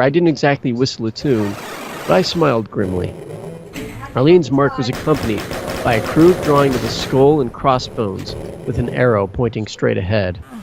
A second arrow pointed out a narrow slit in the wall, a slit that was a friendly hole in rock, not pulsating or anything disgusting, a slit into what looked to be the outside. We were hundreds of meters below the surface of tiny Phobos, but there was goddamn daylight coming through that opening. But that was one mother of a narrow crack. Could I get through that? Could Arlene even? I touched the edge of the slit, tacky blood. The edge of the slit. Tacky blood, a couple of hours old, tops. Mary, Mother of God. I had a vision. She had gone out. Right there. She had shoved herself so hard tearing at that crack that she flayed off huge strips of skin. But she didn't care. She wanted out. She wanted out bad. She wanted out right then, not 5 seconds later. Leading me to the obvious conclusion, Arlene had seen something up ahead that even she was too terrified to face. So, I think that's a pretty good place to stop. We're nearly at the end of the Jaguar port. Yeah, I don't think I can take any more reading. I'm just, ugh. Yeah. My nose. Yeah. Your nose, my throat. So this is the final level, the Fortress of Mystery. I believe this was also the final level on the 32X port as well. So no Cyber Demon, no Spider Mastermind. Huge disappointment. Yeah, you're telling me. So yeah, let me just get my thoughts out there on the Atari port real quick. I didn't like it.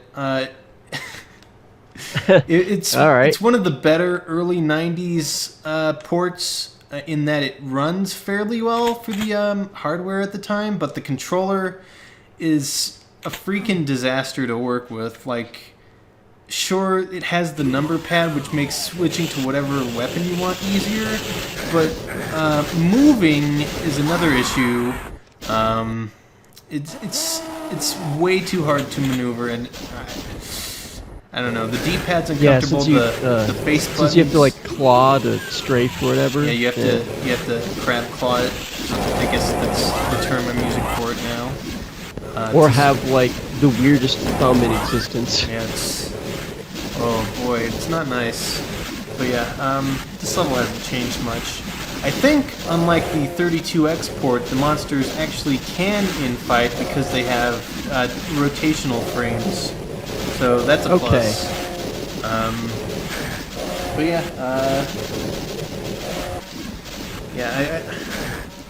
I would never play this again. Oh boy. I actually had to re-record this one because I lost the original footage, which was a huge bummer. I bought an Atari Jaguar just to play this. It was cheap though, so it was like $50 for the Jaguar and Doom and Wolfenstein and Cybermorph and some racing game I don't know and 2 controllers. So it was a pretty nice deal. But I can't see myself ever using it again unless I really want to play Cybermorph. If anyone knows what that is. It has a talking green head that asks repeatedly, where did you learn how to fly? Fucking green head. Sorry, sometimes you cut out in the call for me. I think it's because you're streaming. It's a talking so I don't green hear head. you always. But yeah, I think just because I have it, I'm going to cover the Jaguar Wolfenstein port at some point. Maybe we'll get to read that Wolfenstein creepypasta we were talking about months and months ago. Creepypasta. We brought it up right. in the LP, and we determined that it does in fact exist, and it might be That's right. stream material later on. Alright, I finally bested the Fortress of Mist. Oh god, no, there was one more left. What's wrong? Hubris.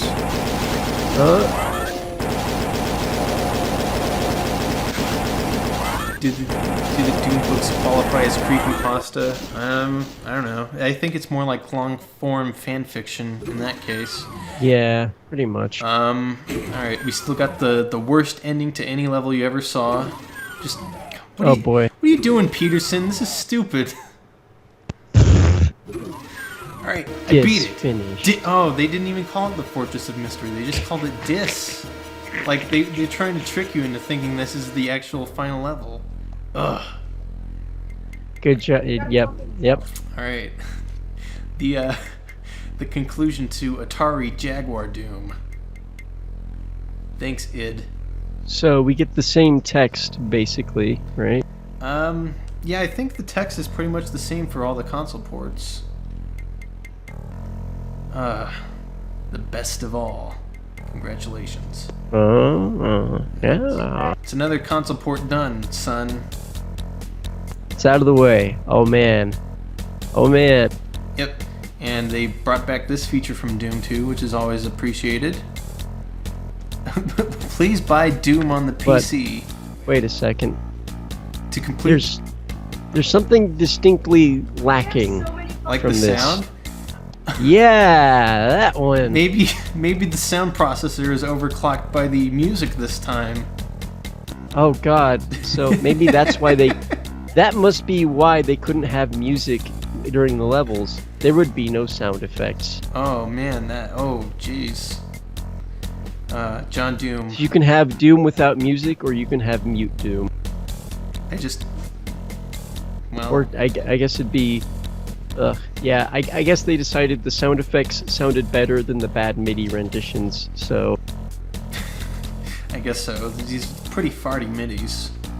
Still better than the 32X version, though. That is unarguably correct. I think I'm restarting the Jaguar just to get that little neat intro thing again. That little orchestra sting is... That orchestra hit is so adorable. So that was... Oh, I'm checking out the other modes. Apparently you need another Atari with some sort of means to connect them to each other for multiplayer. No split screen on this device. And I'm trying to see if you can just warp straight to the final level, which I forget which one it was. I'll go back. It doesn't look like it was the case, but that's the end of the Jag port, man. Let me just see. What was the final area? Yeah, the final area was 23. So unlike the 32X port, you can warp straight to it. Well...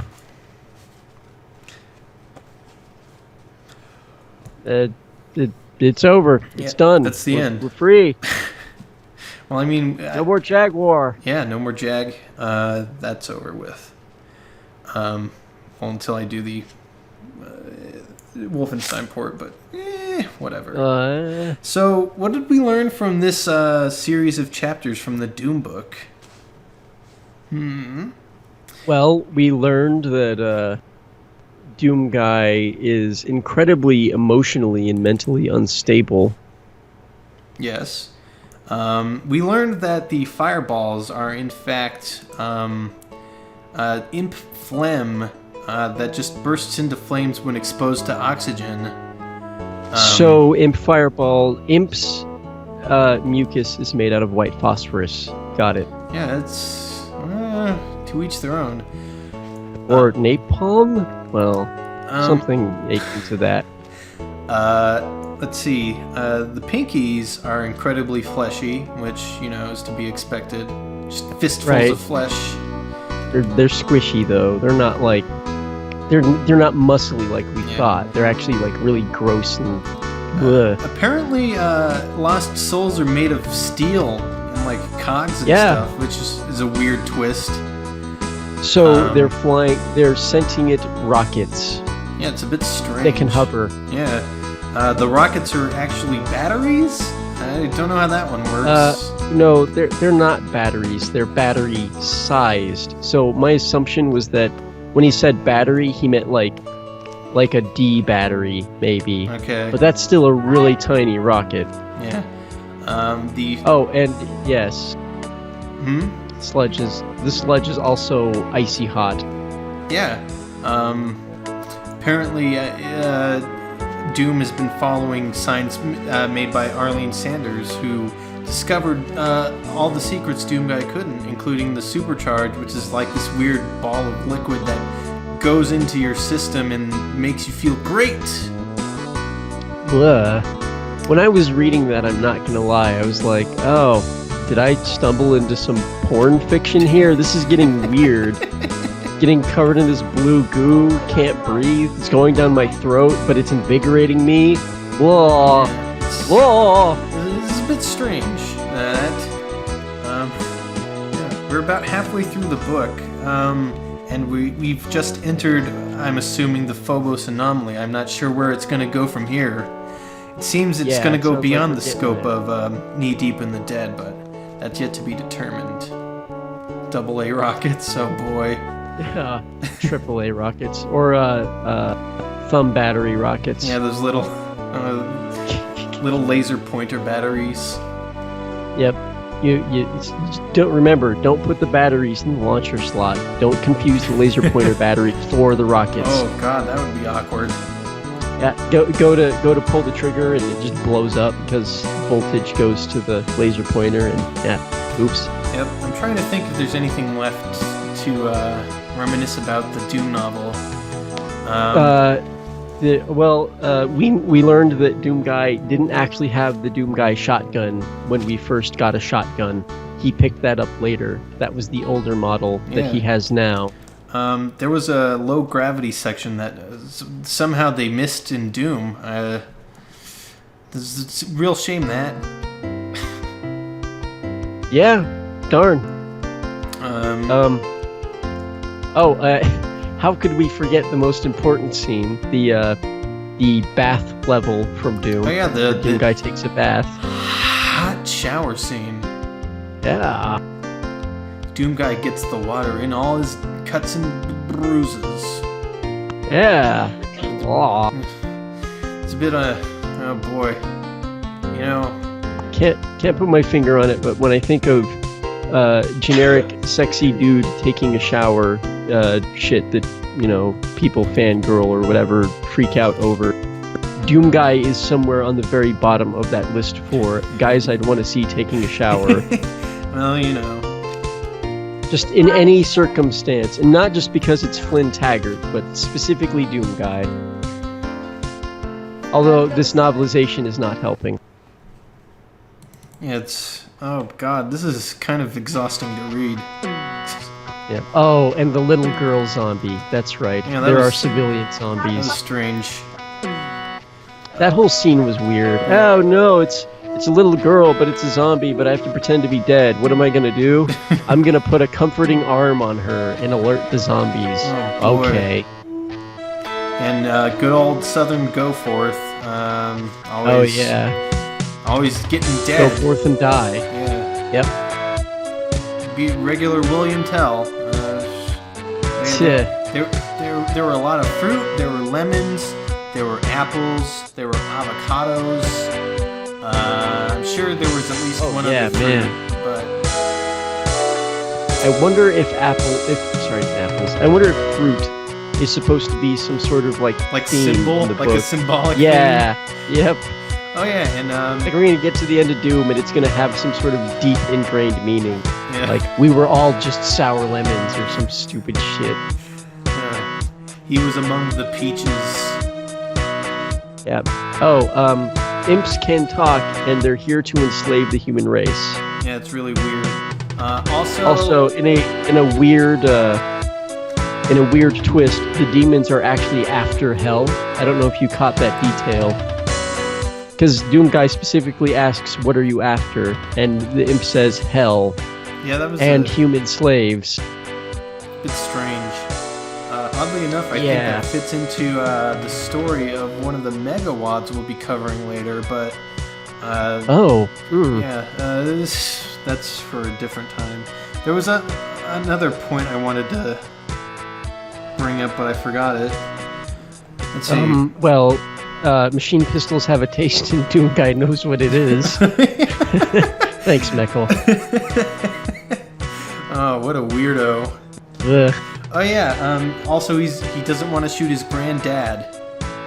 Oh yeah, he has Granddad 7 problems. Yeah, he has granddad issues. Yeah. Yabba dabba doo. It's a Demons are reapers, or something. oh boy. I don't know, man. I think I'm done for today. I haven't eaten today at all, so I gotta do that pretty soon. I had ramen, and that's it. Oh man, that I had sounds- double ramen actually, and it didn't come out very good. Well, I mean, even bad ramen sounds good at this point. I'm starved. I don't. You say that, but if you tried a bowl of this, you'd be like, "Nope, I'm not hungry anymore." Well, Give me some sour lemons, man. That's all I need. sour lemons any day. Sour lemons, apples, and avocados. What fruit do you think is next? I'm thinking pomegranate. Oh shoot. I'm thinking not even a fruit. It might be pumpkins next. Pumpkin's Gotta a make fruit. a reference to Smashing Pumpkins at some point. Pumpkin's definitely a fruit, though. Really? Yeah, it's a berry. Hmm. What? Yeah. Yeah, you know, I guess technically it is. Yeah. Oh, also, I think cucumbers might come up. Cucumbers might happen. Cucumbers. Okay, cucumbers and pumpkins. Yeah, All right. both are berries. So, scratch pomegranate. I'm predicting cucumbers. Red is saying pumpkin. Thyroark says figs. Yeah, figs. Maybe some dates. Hmm. I don't know. I have to go look up some obscure fruits for the next time we do this, but That really spiky fruit, but not a pineapple. The durian. Durian. Thank you. Each level needs to mad-lib a new smell, sound, and taste to be fully Yeah, realized. gotta be You know, descriptive. did we ever figure out what that diesel smell was? Or did Doom Guy just smell diesel at some point and then keep moving on? I don't know, man. I think that was just a dead-end thought there. Diesel. Maybe it'll come back later and be like, remember that diesel smell? It was actually this. It was actually the smell of a mancubus or whatever. Because reasons. I don't know. Motor engine. Oh, kumquats. There you go. Lots. Papayas. Papayas. Dragon fruit. Star fruit. Because we are in space. Hey, there you go. Something tells me that starfruit will be used during the Spider Mastermind chapter. Gosh. Yeah, we might get that far. We're only halfway through the book, but we're at the end of E1M7. Yeah, right? It really picked up. It took 4 chapters to get to the beginning of E1M1. Now we're in chapter... we're up to chapter 14, and we're in E1M8. Oh boy. How do you think he'll react to the Barons? I wonder how he'll react to, dying and going to hell. Yeah, how are they going to explain that one? He's gonna have a real mental breakdown then. They're gonna be I some- died, but I didn't die. But then, what about Arlene? I hope he has some more Catholic school flashbacks during that sequence. While he's in hell. Yeah. I should have listened to the nuns. I wouldn't be here right now. Yeah. Oh boy. We'll learn that Doom Guy was a bad boy in Catholic school. You got so many rulers to the wrists. Yep, and that's what he's doing here now. Good God. All right. Oh yeah, the penguins. That's what he calls the nuns. Oh yeah. You know, I can't really argue with that too terribly much for once. Alright, I think I've had enough for today then. I agree. I need to go medicate and eat, I gotta go eat. and then play Dark Souls. Yeah, I'm gonna record more Doom footage after this, just because I can't stop, won't stop. Gotta get all the Doom. Yeah, I'm in the middle of like 4 really hard megawads, and it's really getting to me, man. But I'm sure once I get past it, all will be smooth sailing. Yeah. All right, time to end the stream. Thanks for joining us, everyone. Yep. Hope you had a good time. Yep. Later, everyone. Yep. Have a good rest of the weekend, and we'll catch you next time.